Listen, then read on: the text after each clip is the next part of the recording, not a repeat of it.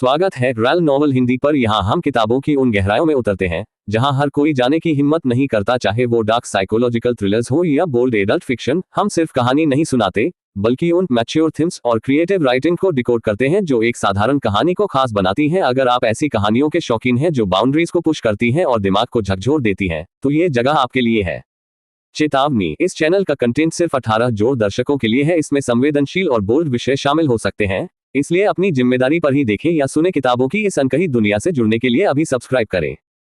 अध्याय 131, झांग के प्रश्नों से एक प्रोफेसर स्तब्ध रह गया। कई दर्शकों की कानाफूसी और शंकाओं को नजरअंदाज करना। झांग ने शांतचित होकर कहा, झो यू एक बहुत ही वफादार और वीर चरित्र था। जब वह 24 वर्ष के थे तो उन्हें सन सी द्वारा घरेलू सेना के जनरल जो ताकत स्थापित करते हैं के रूप में नियुक्त किया गया था और उन्होंने श्रेय हासिल करना और योगदान देना शुरू कर दिया था। उसी वर्ष उन्होंने और सन सी ने, जो एक ही उम्र के थे, सुंदरियो दा कियाओ और जियो कियाओ से शादी की। ये कहा जा सकता है कि झो यू को छोटी उम्र से ही सफलता मिली और वह सफलता के शिखर पर सवार था। वह दिखने में अच्छा था और वह काम भी अच्छे से करता था। उस समय वुज़होंग में उन्हें झो लैंग के नाम से संबोधित किया जाता था। लैंग शब्द का अर्थ एक युवा लड़के को दर्शाता है, लेकिन इसमें प्रशंसा का इरादा है। वुज़होंग जैसी जगह में सन सी को सन लैंग कहा जाता था और झो यू को झो लैंग कहा जाता था। यदि अनुवाद किया जाए तो वे स्टनर सन और स्टनर झो होंगे। क्या अचंभित करने वाला, जियो लू और जियो वैंग ने चिल्लाकर कहा। काफी संख्या में महिला दर्शक हंसे बिना नहीं रह सकी। क्या ये 3 राज्यों के बारे में बात कर रहा था? आधुनिक वाक्यांश क्यों थे? तो इसके बारे में सोचो। झांग ने सभी की ओर देखा। झो यू पहले से ही अपने 20वें दशक में एक परिवार का जनरल जो स्थापित कर सकता है था। उसने अपनी पत्नी के रूप में सबसे सुंदर लड़की से शादी की थी। ये कहा जा सकता है कि युद्ध, राजनीति और रोमांस के क्षेत्र में वह निपुण थे। तो वह दूसरों से ईर्ष्या क्यों करेगा? इसकी अधिक संभावना थी कि दूसरे लोग उससे ईर्ष्या करेंगे। बेब, यहां तक कि बेब का भी इस्तेमाल किया गया। कई लोग लगभग बेहोश हो गए। बहुत से लोग खुश थे। वास्तव में ऐतिहासिक झो यू एक बहुत ही उदार व्यक्ति थे। झांग ने आगे कहा, चेन शॉ ने एक बार कहा था कि वह एक व्यापक सोच वाले व्यक्ति थे। उनके समकालीनों की रेटिंग भी बहुत ऊंची थी। लियू बेई का उनके बारे में मूल्यांकन ये था कि वह उदार थे। जियांग गण का उसके बारे में मूल्यांकन ये था कि वह शालीन था। इसलिए अगर कोई यह कहे कि झो यू एक बहुत ही द्वेषपूर्ण व्यक्ति था तो यह बहुत बड़ी गलती है। मा हेंगयुआन के जिस कार्यक्रम को समाप्त कर दिया गया था उसमें यहां तक कहा गया था कि झो यू एक छोटा व्यक्ति था, लेकिन झांग ने इसका खंडन किया था। इसके अलावा उनके पास तर्क था और उनके तर्क किताबों के अंशों से संदर्भित थे। फेस मेकिंग स्पेशलिस्ट का माहौल पूरे चरम पर था। दर्शकों को संदेह था। मा हेंगयुआन का मानना था कि झांग बकवास बोल रहा था। जू उपनाम वाले 2 मेहमान झांग के विचार से पूरी तरह असहमत थे। झेंग ने हंसते हुए कहा, कुछ लोग असहमत हो सकते हैं, लेकिन मैं निश्चित रूप से कह सकता हूं कि उपन्यास रोमांस ऑफ द 3 किंगडम्स इतिहास नहीं है। झो यू की छवि हमारी धारणा से इतनी अलग क्यों है? हम 3 राज्यों के ऐतिहासिक काल से परिचित और अपरिचित दोनों क्यों है? 3 कारण हैं। 3 राज्यों के इतिहास के संबंध में 3 छवियां हैं। पहला ऐतिहासिक पुस्तकों से आता है। मुख्यतः यह इतिहास में दर्ज छवि है। यह वह छवि है जिसकी मुख्य रूप से इतिहासकारों द्वारा वकालत की जाती है। इस छवि को ऐतिहासिक छवि कहा जाएगा। मैं ये स्पष्ट करना चाहता हूं कि ऐतिहासिक छवि का मतलब ऐतिहासिक तथ्य नहीं है। ऐसा इसलिए है क्योंकि ऐतिहासिक रिकॉर्ड आवश्यक रूप से विश्वसनीय नहीं होते हैं। दूसरी कलात्मक कृतियों की छवि है। मैं इसे कलात्मक छवि कहता हूं। तीसरा आम नागरिकों की किंवदंतियों और मान्यताओं से बना है। मैं इसे सिविल इमेज कहता हूं। लोगों ने एक ही समय में सुना और सोचा। इस तरह यह पहले से ही समझा सकता है कि झो यू की छवि हमारे मन में जो है उससे इतनी अलग क्यों है। ऐसा इसलिए है क्योंकि हर किसी के पास एक व्यक्ति की एक छवि और मूल्यांकन होता है। एक बार यह छवि बन जाने के बाद कुछ लोग अन्य छवियों को स्वीकार नहीं कर पाएंगे। यदि आप कहते हैं कि वह अलग है तो आप कहेंगे कि यह सही नहीं है। आप गलत बोल रही है। इसलिए जब हम कुछ ऐतिहासिक नाटक देखते हैं तो टिप्पणियों में हमेशा एक दर्शक सदस्य होगा जो कहेगा, अया ये झो यू सही नहीं लग रहा है। तो फिर क्या आपने असली झो यू को देखा है? दर्शक फिर हंसे, हुर हुर हुर। हुफेई भी खुश था। ये छोटा झांग। मा हेंगयुआन की दाढ़ी गुस्से से टेढ़ी हो गई थी, लेकिन वह इसका खंडन नहीं कर सका। इसलिए इतिहास कोई उपन्यास नहीं है, न ही किसी साहित्यिक कृति में दिखाई देने वाले पात्र हैं। झांग ने कहा, उदाहरण के लिए ज़ुगे लियांग। जब ज़ुगे लियांग का उल्लेख किया जाता है तो ज्यादातर लोग सबसे पहले खाली किले की रणनीति के बारे में सोचेंगे जहां उनकी सैन्य प्रतिभा प्रदर्शित की गई थी। लेकिन वास्तव में ये सब एक उपन्यास में वर्णित और बनाया गया था। बेशक इसके पीछे कुछ तर्क और कारण है और यह एक अच्छे कारण के लिए था। हाल के वर्षों में गुओ चोंग नामक एक व्यक्ति था। ये गुओ चोंग शायद ज़ुगे लियांग का कट्टर प्रशंसक था। कट्टर प्रशंसक, जिसे सुनकर दर्शक आनंदित हो गए।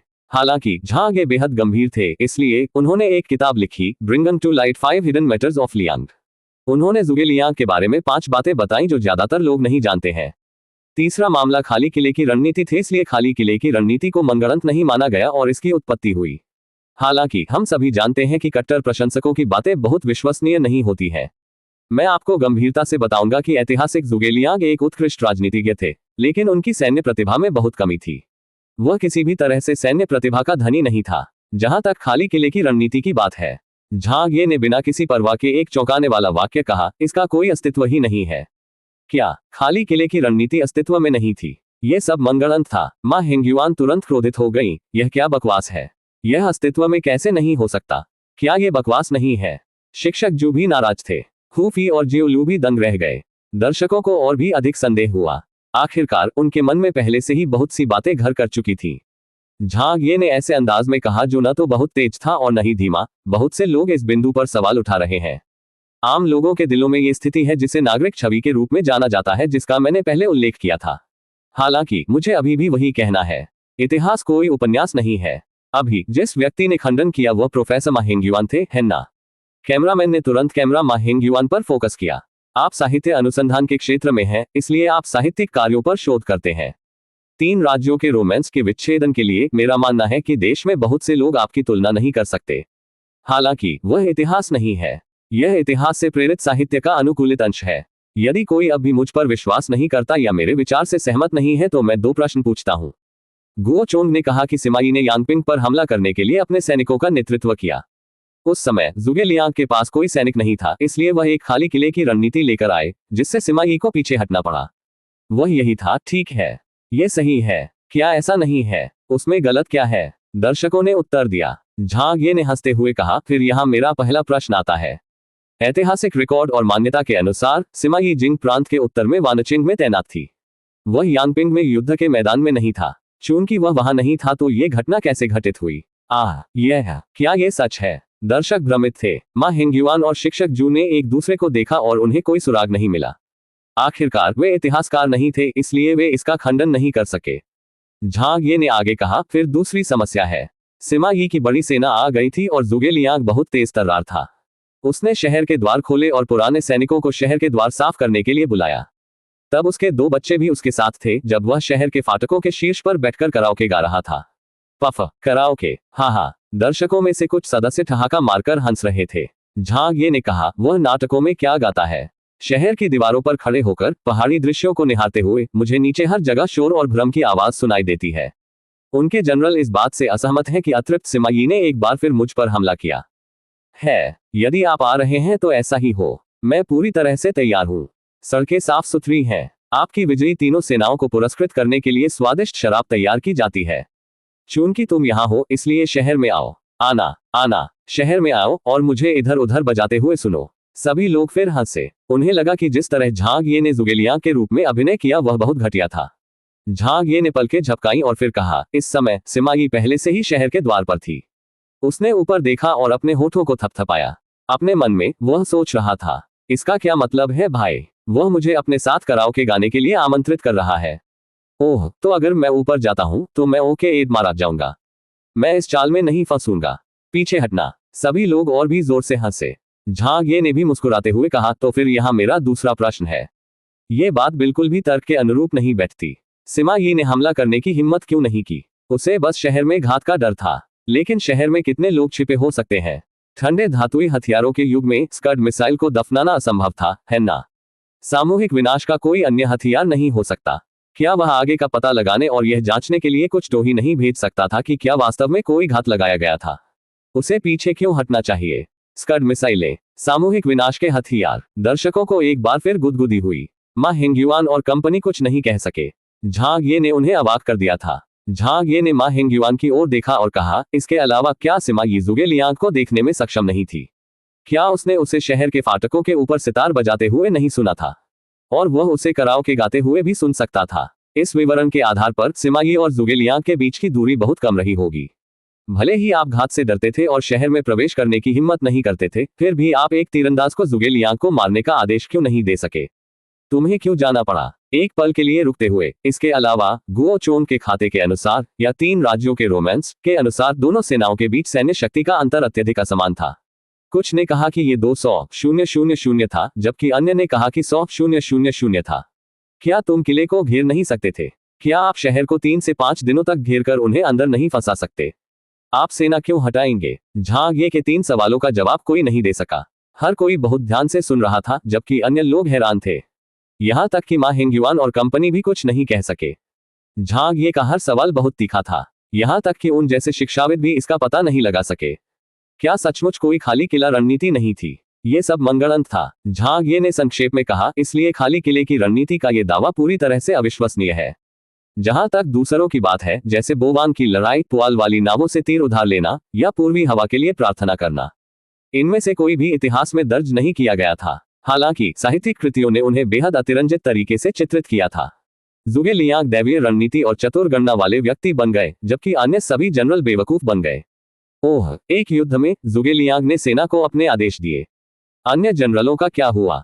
वे स्वयं को भी नहीं जानते थे। वे बस वहां गए और इसे कान से बजाया। फिर जब वे अपने गंतव्य पर पहुंचे तो उन्होंने थैले में रखे सैन्य आदेशों को खोलने के अलावा कुछ नहीं किया। आखिरकार झोलाछाप के पास शानदार रणनीतियां थीं। तभी उन्हें पता चला कि उन्हें क्या करना है या क्या लड़ना है। क्या ये युद्ध को एक खेल की तरह नहीं मान रहा है? इस समय यह अज्ञात था कि सबसे पहले तालियां किसने बजाईं। बब्बा बबा बबा। उसके बाद दर्शकों के कई सदस्य भी तालियों की गड़गड़ाहट में शामिल होने लगे। रोमांचक, सचमुच रोमांचक। किसने कहा कि झांग ये 3 राज्यों के बारे में बात करने में असमर्थ थे और एक मेजबान के रूप में इतिहास को नहीं जानते थे? उन्होंने जो कहा वह न केवल हास्यप्रद और दिलचस्प था, बल्कि लोगों ने जो कुछ भी जाना था उसे उलट दिया। इसने लोगों को अवचेतन रूप से इसमें तल्लीन होने के लिए प्रेरित किया, और ऐतिहासिक जानकारी के संदर्भ में कोई समस्या नहीं थी। क्या आपने मा हेंगयुआन, शिक्षक जू और संपादक जू को सवालों से स्तब्ध होते नहीं देखा? महत्वपूर्ण बात यह थी कि मा हेंगयुआन का खंडन करने के लिए झो यू का इस्तेमाल करने के बाद उन्होंने जुगे लियांग का उल्लेख किया था। इससे पहले मा हेंगयुआन ने अपने व्याख्यान के दौरान उल्लेख किया था कि जुगे लियांग कितना चतुर और दुर्जय था, लेकिन पलक झपकते ही झांग ये ने एक बम फेंक दिया था। खाली किले की रणनीति बिल्कुल मौजूद नहीं थी। पूर्वी हवा के लिए प्रार्थना करना पूरी तरह मनगढ़ंत था। जुगे लियांग बिल्कुल भी सैन्य प्रतिभा नहीं थी। ये चेहरे पर तमाचा नहीं तो क्या था? झांग ये ने मा हेंगयुआन और 2 मेहमानों के विचारों का पूरी तरह से खंडन किया था। उसने उन्हें टुकड़े टुकड़े कर दिया था। अध्याय 132। दर्शकों की ओर से अनवरत तालियां। अतः चाहे वह खाली किले की रणनीति हो या पूर्वी हवा के लिए प्रार्थना, ये लेखकों की कलात्मक कल्पनाएं मात्र हैं। इसे इतिहास नहीं कहा जाता है। झांग ये के शब्द मा हेंगयुआन, शिक्षक जू और संपादक जू पर स्पष्ट रूप से प्रभाव डालते प्रतीत हुए। उन्होंने फिर कहा, क्या होगा यदि हम इतिहास को समझने के आधार के रूप में 3 साम्राज्यों का रोमांस या 3 साम्राज्यों के नाटक जैसे कलात्मक कार्यों का उपयोग करें? यदि हम इन कलात्मक कृतियों के कथानक को व्याख्यान के रूप में उपयोग करते हैं या इन ऐतिहासिक शख्सियतों का विश्लेषण करने के लिए उपयोग करते हैं, तो यह चीजों को बहुत तुच्छ बना देगा। यहां तक कि ऐतिहासिक व्यक्ति की वास्तविक छवि भी कुछ ऐसी चीज है जिसे आप नहीं समझते हैं, तो आप क्या विश्लेषण कर सकते हैं? मा हेंगयुआन और कंपनी लगभग शापित। झांग ये, क्या आपके पास इसका कोई अंत नहीं है? आप किसे हराने की कोशिश कर रहे हैं? शिक्षक जू तुरंत खड़े हुए और जोर से चिल्लाए, कितना बकवास है! तुम्हारे जैसा छोटा बच्चा कोई इतिहास कैसे जान सकता है? दर्शक चौंक गए। तुम्हारे साथ क्या गलत है? क्या तुम पागल हो गए हो? हु फेई को भी गुस्सा आया, कैमरा बंद करो। यह दृश्य निश्चित रूप से प्रसारण के लिए उपयुक्त नहीं था। झांग ये ने उनकी ओर देखा और कहा, अगर आपको लगता है कि मैंने जो कहा वह गलत है, तो आप इसका खंडन कर सकते हैं। यदि आपका दृष्टिकोण सही है और यह समझ में आता है, तो कोई भी इसे सुनेगा। कृपया मुझे बताएं कि मैंने जो कहा उसका कौन सा हिस्सा बकवास था। मा हेंगयुआन ने यह भी कहा, आपको कुछ भी पता नहीं है। झांग ये हंसे, मैं वह पूछ रहा हूं जो मैं नहीं जानता। क्या आप मुझे बता सकते हैं? यह देखकर कि वे कुछ भी नहीं कह सकते, झांग ये का चेहरा उदास हो गया। आप तीनों कहते हैं कि मैं सही नहीं हूं। ठीक है, मैं दूसरों की राय स्वीकार करने को तैयार हूं, लेकिन क्या आप कम से कम कुछ कह सकते हैं? बिना किसी कारण या तर्क के आप बस यही कह रहे हैं कि मुझे समझ नहीं आता। आप बस यही कहते रहते हैं कि मैं कुछ नहीं जानता। क्या आप प्रोफेसर और शिक्षक हैं या दुष्ट गुंडे हैं? यहां तक कि मैं ये भी जानता हूं कि जब एक शिक्षक व्याख्यान देता है तो उसे एक छात्र को समझाने के लिए कारण और तर्कों का उपयोग करने की आवश्यकता होगी। आप जैसे विशेषज्ञ और प्रोफेसर इस तथ्य से अनभिज्ञ क्यों है? क्या यह एक मजाक है? तुम कहते हो मुझे समझ नहीं आता। हाँ, मुझे समझ नहीं आया। तो क्या आप देवता हैं? जहां भी तुम कहते हो कि प्रकाश है, वहां प्रकाश होगा। दर्शक ठहाकों से गूंज उठे। उन्हें लगा कि यह मेजबान बेहद विनोदी था। आपने जो कहा वह बिल्कुल निराधार है। मा हिंगयुआन ने काले चेहरे के साथ गुस्से में कहा। बिग सेस झो पहला व्यक्ति था जो इसे और बर्दाश्त नहीं कर सका। आप बुरे आदमी, आपके कहने का क्या मतलब है कि शिक्षक लिटिल झांग के शब्द निराधार थे? उन्होंने जो कुछ भी कहा वह स्पष्ट था और विवरण का पालन कर रहा था। आंटी सन ने भी डांटा, तुम क्या गड़बड़ी पैदा करने की कोशिश कर रहे हो? जियाओ फांग ने गुस्से में कहा, यह सोचना कि वह एक प्रोफेसर है, उसमें शिष्टाचार की बहुत कमी है।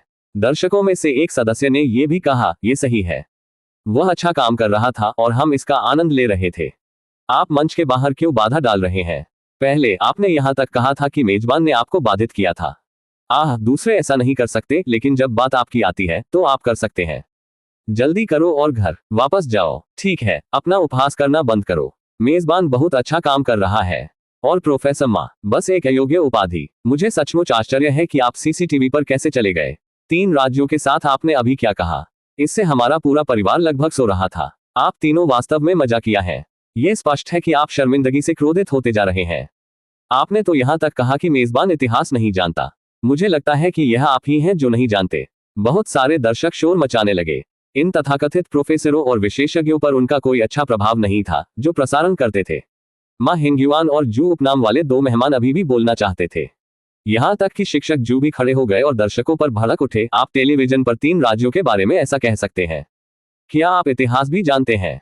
बिग सेस झो भड़क उठी। क्या आप केवल इतना ही जानते हैं कि बकवास कैसे कहा जाता है? आप बस यही कहते रहते हैं कि दूसरों को पता नहीं है। तुम बहुत बीमार हो, उसने शाप दिया। शिक्षिका जू घबरा गई और उसने बड़ी बहन झो की ओर इशारा किया। मैं तुम्हें मुझे फिर से डांटने की हिम्मत देती हूँ।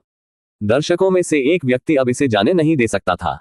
वो उठ खड़ा हुआ और बिग सेस झो के पास खड़ा हो गया। आप इस तरह एक महिला पर क्यों चिल्ला रहे हैं? यदि आपके पास क्षमता है तो मुझ पर चिल्लाएं। मुझे देखने के लिए चिल्लाएं। वो 1.9 मीटर की ऊंचाई वाला एक मोटा मध्यम आयु वर्ग का व्यक्ति था। शिक्षक जू तुरंत चुप हो गए। आंटी सन ने भी कहा, केवल आप ही जानते हैं। केवल आप ही पेशेवर हैं। क्या बिल्ली है? वे इतने पाखंडी कैसे हो सकते हैं? क्या हम दर्शकों ने लड़ाई को चुना? आप हम पर चिल्ला क्यों रहे हैं? जल्दी करो और दफा हो जाओ। वे किस तरह के बकवास हैं? दर्शक गालियां देने लगे। स्थिति काफी नियंत्रण से बाहर थी। झांग ये भी निराश था। उन्होंने तुरंत माइक्रोफोन उठाया और कहा, कुछ मजबूत कर्मचारी, मैं आपको परेशान करूंगा। कृपया उन लोगों को बाहर निकाल दे जिन्होंने रिकॉर्डिंग में बाधा डाली है। दफेई और होगे लंबे समय से उन्हें नापसंद करते थे। वे तुरंत आगे बढ़े। वहां 2 गार्ड और 3 स्टाफ सदस्य थे जिन्होंने स्वेच्छा से काम किया। उन्होंने तुरंत मा हिंगयुआन एंड कंपनी को घेर लिया। उन्हें उठाकर स्टूडियो के दरवाजे से बाहर फेंक दिया गया। न केवल वे रिकॉर्डिंग में सहयोग नहीं कर रहे थे, बल्कि उन्होंने किसी के निर्देशों को भी नहीं सुना। उन्होंने एक दृश्य में भी गड़बड़ी की और रिकॉर्डिंग में बाधा डाली। न केवल उन्हें बाहर फेंकना कोई समस्या नहीं होगी, बल्कि उन्हें पीटना भी ठीक होगा। क्या आपने सचमुच सोचा था कि आप कोई बड़े स्टार हैं? बकवास। तीसरे अतिथि, पहले से रिपोर्टर सीआई ने भी अपना सिर हिलाया और आह भरी। मा हिंगयुआन और कंपनी ने वास्तव में अपनी प्रतिष्ठा खो दी थी और खुद को अपमानित किया था। झांग ये ने अपना गला साफ किया। वहां एक जटिलता हो गई है, इसलिए कृपया बुरा न माने। आइए 3 राज्यों का विश्लेषण जारी रखें। हु फेई ने एक बार फिर उल्टी गिनती की। 3, 2, 1। शुरू करो। झांग ये ने पहले से जारी रखा, इसलिए हमें ऐतिहासिक छवि और कलात्मक छवि के बीच अंतर करना चाहिए। अंतर बहुत बड़ा है, लेकिन फिर हम पूछते हैं, क्या कलात्मक छवि बेकार है? इसका मूल्य है। खाली किला रणनीति की तरह इसके अध्ययन और विश्लेषण में बहुत महत्व है। सिमा ये एक विद्वान थी। जिस तरह से उसने सोचा वह अधिक जटिल होगा। जब कोई बात कही जाती या कोई कार्य किया जाता तो वह उस पर कुछ विचार अवश्य करता। अयो, इसका क्या मतलब है? इसका क्या मतलब हो सकता है? हुर हुर, अगर यह चोरों या डाकुओं का गिरोह होता तो वे सीधे शहर में प्रवेश कर जाते, कौन परवाह करता है, के रवैये के साथ। तो फिर क्या हुआ होगा? जुगे लियांग पकड़ा गया होगा। हर कोई अनगिनत बार हंस रहा था। अगले 10 मिनट तक बोलने के बाद हु फी ने हाथ से कुछ संकेत दिए। झांग ये समझ गए कि इस एपिसोड का समय लगभग समाप्त हो गया है, इसलिए उन्होंने समापन कर दिया। लेकिन अचानक याद आया कि यह सबसे महत्वपूर्ण पहला एपिसोड था, तो वह इसे सरल समापन कैसे कर सकते थे? यह पर्याप्त अच्छा नहीं लग रहा था। यह शुरुआत से अच्छी तरह मेल नहीं खाता। प्रतिभा की चमक के साथ झांग ये ने कहा, पहला एपिसोड समाप्त हो रहा है। आप में से कुछ लोग अभी भी सोच रहे होंगे कि इस एपिसोड का नाम ग्रेट रिवर फ्लो ईस्ट क्यों रखा गया। क्योंकि मैंने एक राग कविता की रचना की है और ये 4 शब्द इस राग कविता का बहुत महत्वपूर्ण हिस्सा है। इसलिए मैं इसे अंत के रूप में उपयोग करना चाहूंगा। मैं भाग्यशाली था कि मैं रेडक्लिफ गया और इस राग कविता को बनाने के लिए इससे प्रेरित हुआ। माधुर्य कविता, प्राचीन काव्य। कुछ लोग अब गंभीरता से सुन रहे थे। उन्होंने संभवतः झांग ये के श्वेदियाओ गेटो के बारे में पहले सुना था और उनकी माधुर्य कविता की ताकत के बारे में जानते थे। झांग ये ने उस क्षण का निर्माण किया, यह एक प्रसिद्ध सुशे राग कविता थी। इसकी तुलना श्वेदियाओ गेटो से की जा सकती थी। उसकी पिछली दुनिया में इसके अन्य संस्करण भी थे, लेकिन वह जिसका उपयोग करेगा वही जोटियन का 3 राज्यों का विश्लेषण का उद्घाटन था। हालांकि इसका पूर्ण रूप से उपयोग नहीं किया गया था। जब 3 राज्यों की बात हो रही थी तो सुशी की माधुर्य कविता का भी उल्लेख करना पड़ा, लेकिन चूंकि इस दुनिया में कोई सुशी नहीं थी, 3 राज्यों की कविताओं से जुड़े कई अन्य साहित्यिक विद्वान भी अस्तित्व में नहीं थे। झांग ये ने 3 राज्यों के विश्लेषण के प्रवाह के अनुसार कुछ संशोधन किए। झांग ये ने दर्शकों की ओर देखा और पढ़ना शुरू किया, lyrics to remembering your charm remembrance of the tale of the crimson cliff. श्रोता बड़े ध्यान से सुन रहे थे, वे ये जानने को उत्सुक थे कि यह क्या होगा। झांग ये ने संतुलित स्वर में कहा, लेकिन उनकी आवाज में राजसी ऊर्जा की कोई कमी नहीं थी। महान प्रचंड यांगिजी ढेर सारी लहरों के साथ पूर्व की ओर बहती है, ये सुदूर बीते दिनों की वीर आत्माओं को अपने साथ ले जाती है। पहली पंक्ति ने सभी को मंत्रमुग्ध कर दिया था। पश्चिम में प्राचीन किला द क्रिम्सन क्लिफ कहा जाता है, जहां 3 साम्राज्यों के युग के झोऊ ने वेई की नौसेना को हराया था।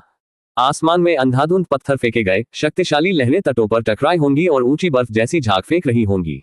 झांग ये ने मुस्कुराते हुए कहा, क्योंकि उसकी भौहें केंद्रित थीं, नदी और पहाड़ आज के परिदृश्य को चित्रित करते हैं, जहां एक बार कई साहसी और वीर पुरुष थे। झोऊ को अपने चरम पर चित्रित करें, अपनी युवा दुल्हन के साथ सादे कपड़े पहने हुए, वह वीर रहा होगा। रेशम की कलगी पहने हुए, उसके हाथ में पंखों का एक पंखा था। हास्य के साथ उन्होंने ये देखने में मदद की कि वेई की नौसेना के मस्तूल और स्कल्स धुएं में उड़ गए और राख में बदल गए। मेरा मन यहाँ निहित इतिहास में भटकता है, निस्संदेह मेरी भावुकता ही मेरे जल्दी भूरे होने का कारण बनी। जीवन एक सपना है, मुझे नदी, चंद्रमा और उसके प्रतिबिंब को एक पे समर्पित करने की अनुमति दे। बहुत से लोग इसे सुनने में मग्न थे। नदी और पहाड़ आज के परिदृश्य को चित्रित करते हैं, जहां कभी बहुत से साहसी और वीर पुरुष हुआ करते थे। जब कई पुरुष साथियों ने यह सुना तो वे बहुत भावुक हो गए, मानो वे अब 3 राज्यों के युग के दौरान युद्ध में थे। वे अपने चारों ओर युद्ध की आवाजें सुन सकते थे। सभी महिला साथी झोऊ यू के वर्णन से मंत्रमुग्ध हो गई। हास्य के साथ उन्होंने ये देखने में मदद की कि वेई की नौसेना के मस्तूल और खोपड़ियां धुएं में उड़ गईं और राख में बदल गईं। ये किस प्रकार की कृपा थी, ये किस स्तर का दुस्साहस था। लेकिन अंत में झांग ये की कविता की पहली पंक्ति से हर कोई थोड़ा आहत हुआ। हाँ, महान नदी पूर्व की ओर बहती है। इतिहास में कितने नायक महान नदी के पानी में बह गए थे। क्या शानदार, महान नदी पूर्व की ओर बहती है। क्या शानदार गीत। आपके आकर्षण को याद रखने के लिए क्रिम्सन क्लिफ की कहानी का स्मरण। क्या बढ़िया व्याख्यान कक्ष है। क्या महान झांग ये है। खूफी स्तब्ध होकर खड़ा हो गया। जब दर्शकों ने इसे सुना तो उन्होंने कोई आवाज नहीं की। झांग ये ने अपनी बात समाप्त करते हुए कहा, वैसे तो हल्के फुल्के वार्तालापों में इतिहास की कितनी घटनाएं छिपी हुई हैं। आज के कार्यक्रम से शुरू करते हुए मैं हल्के फुल्के वार्तालापों के माध्यम से 3 राज्यों का विश्लेषण सबके साथ साझा करूंगा। लेकिन हमें शुरुआत कहां से करनी चाहिए। मेरा मानना है कि हमें उस युग के सबसे विवादास्पद व्यक्ति से शुरुआत करनी चाहिए, चाहे वह ऐतिहासिक छवि में हो या नागरिक छवि में। जब हम अगले सप्ताह द रियल काउ के साथ सबसे जटिल और शानदार इतिहास में उतरेंगे तो उसे हमारा नेतृत्व करने दीजिए। खत्म करने के बाद रिकॉर्डिंग स्टूडियो एक पल के लिए खामोश हो गया। अचानक बड़ी बहन झो और आंटी सुन खड़े हो गए और पूरी ताकत से तालियां बजाईं। बाकी सभी लोग एक एक करके अपनी सीटों से खड़े हुए और प्रशंसा के साथ तालियां बजाईं। यहां तक कि उपस्थित स्टाफ, कैमरामैन, हो डी दफे और अन्य लोगों ने भी जोरदार तालियां बजाईं। वे सभी बहुत उत्साहित थे। इतने में स्टूडियो तालियों की गड़गड़ाहट से गूंज उठा। रुकने से पहले ये पूरे 1 मिनट तक चलता रहा। कोई नहीं गया क्योंकि वे जाना नहीं चाहते थे। झांग ये बहुत प्रसन्न हुआ और अपने हाथ जोड़कर बोला, आप सभी को धन्यवाद, धन्यवाद, धन्यवाद। यह उनके लिए बहुत बड़ी स्वीकृति थी। लेकिन समापन कविता में एक दोष था, क्योंकि अंत में बाल जल्दी सफेद होने को लेकर एक वाक्य था। यह सुशी की दुर्दशा थी, झांग ये की नहीं। इसलिए विश्लेषण के साथ यह एक छोटी सी खामी होगी। लेकिन झांग ये ने इसकी परवाह नहीं की, यह उसके लिए कोई परेशानी की बात नहीं थी। मेरे बाल बिल्कुल जल्दी सफेद हो गए हैं। मेरे बाल कम उम्र में ही सफेद हो गए हैं। क्या तुम मुझे काटने वाले हो। अध्याय 133 रेटिंग की प्रतीक्षा में। कार्यक्रम के बाद दर्शक स्टूडियो से बाहर चले गए। उनमें से बहुत से लोग और अधिक की चाहत रखते थे। जैसे ही वे चले गए, वे झांग ये के 3 राज्यों का विश्लेषण के बारे में चर्चा कर रहे थे। कितना अच्छा व्याख्यान है। ये सही है, मैं सुनने में बहुत तल्लीन था। मैं बस चर्चा में शामिल होने के लिए आया था और टेलीविजन स्टेशन पर अपने ज्ञान में सुधार करने के बारे में सोच रहा था। लेकिन कौन जानता था कि मुझे इतने गुणवत्तापूर्ण कार्यक्रम का सामना करना पड़ेगा। मैं निश्चित रूप से हर एपिसोड देखूंगा। मेरे लिए भी यही बात लागू होती है, मैं भी निश्चित रूप से हर एपिसोड देखूंगा। इतना रोमांचक कार्यक्रम कोई मूर्ख ही इसे नहीं देखेगा। ये हमारे ज्ञान को भी समृद्ध करता है। मुझे आज ही पता चला कि खाली किला रणनीति अस्तित्व में नहीं थी। हुर इस मेजबान की तुलना में वे तथाकथित विशेषज्ञ जोकर की तरह हैं। उनका ज्ञान पर्याप्त नहीं था और उनकी प्रस्तुति बहुत उबाऊ थी। उनकी बकवास कौन सुनना चाहेगा। वे उस झाग मेजबान जितने अच्छे नहीं हैं। आह हाँ, उसका नाम झाग ये है, मैं उसे याद रखूंगा।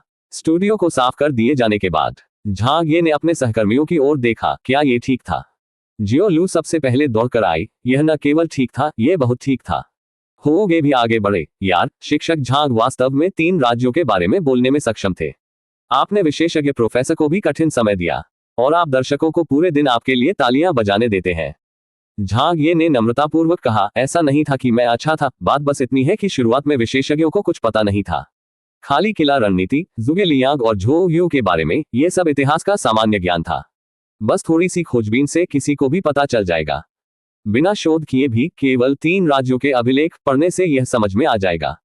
हालांकि records of the three kingdoms भी एक साहित्यिक कृति है, romance of the three kingdoms की तुलना में यह ऐतिहासिक रूप से अधिक निष्पक्ष थी।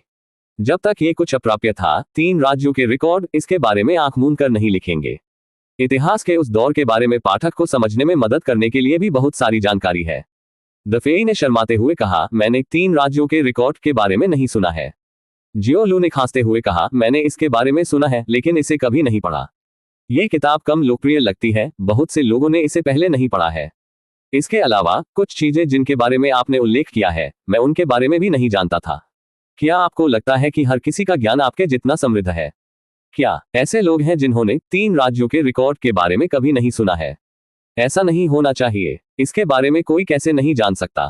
तभी झाग ये को समझ आया। हालांकि इस दुनिया में 3 साम्राज्यों का रोमांस जैसे क्लासिक्स थे, सांस्कृतिक पृष्ठभूमि थोड़ी अलग थी। सुशी अस्तित्व में नहीं था और कई अन्य कार्य भी अब अस्तित्व में नहीं थे। भले ही 3 राज्यों के रिकॉर्ड अभी भी संरक्षित थे, इसका प्रभाव और लोकप्रियता झाग ये की पिछली दुनिया से अलग थी। गेम रिंग के संशोधनों के कारण अब ऐसी स्थिति पैदा हो गई है।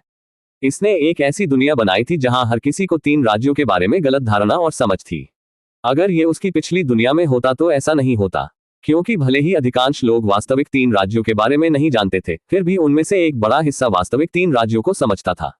इसमें कोई आश्चर्य नहीं कि साहित्य के प्रोफेसर मा हेंगयुआन खाली किले की रणनीति जैसी चीजों के बारे में स्पष्ट नहीं थे, क्योंकि इस दुनिया में 3 राज्यों का अध्ययन 3 राज्यों के रोमांस के माध्यम से हुआ, जबकि सबसे प्रामाणिक 3 राज्यों के रिकॉर्ड और अन्य समान कार्य मुख्यधारा में नहीं थे। यही कारण है कि जब झाग ये ने प्रोफेसर ये जोंगटिन का 3 राज्यों का विश्लेषण पहला एपिसोड जारी किया तो इसे इतनी बड़ी प्रतिक्रिया मिली थी। इससे अनपढ़ों को मदद मिल रही थी। झाग ये को नहीं पता था कि जब उसने ये सोचा तो हंसे या रोए। हुफी ने अभी अभी कैमरामैन से बात करना समाप्त किया था। फिर वह दौड़कर आया और झाग ये के कंधों पर हाथ रखकर स्पष्ट रूप से भावुक हो गया और कहा, तुम महान थे छोटे झाग। ये बहुत अच्छा किया गया था। झाग ये ने हंसते हुए कहा, जब तक मैं तुम्हारा चेहरा नहीं फेंकता, ये काफी अच्छा है। तुम मेरा चेहरा फेंक दो। हाँ हाँ, हुफी ने उत्साहित होकर कहा, मैं आपको बता दूं, ये वही है जो मैं एक कार्यक्रम में चाहता था। यह मेरी अपेक्षा से भी बेहतर था। मैंने शुरू से अंत तक बिना कोई शब्द खोए सुना। मैं ये कहने का साहस करता हूं कि यह सबसे अच्छा ऐतिहासिक खंड है जिसे मैंने पहले सुना है। जियो लू ने कहा, यह सही है। दफेई ने कहा, इसे अद्भुत के साथ भी वर्णित नहीं किया जा सकता है। हो डी ने अंगूठा ऊपर करते हुए कहा, सिर्फ एक शब्द, अद्भुत। क्या आपने वह राग कविता स्वयं लिखी है? हुफी ने पूछा। हाँ, झाग ये ने उत्तर दिया। आप मुझे बार बार आश्चर्यचकित कर रहे हैं।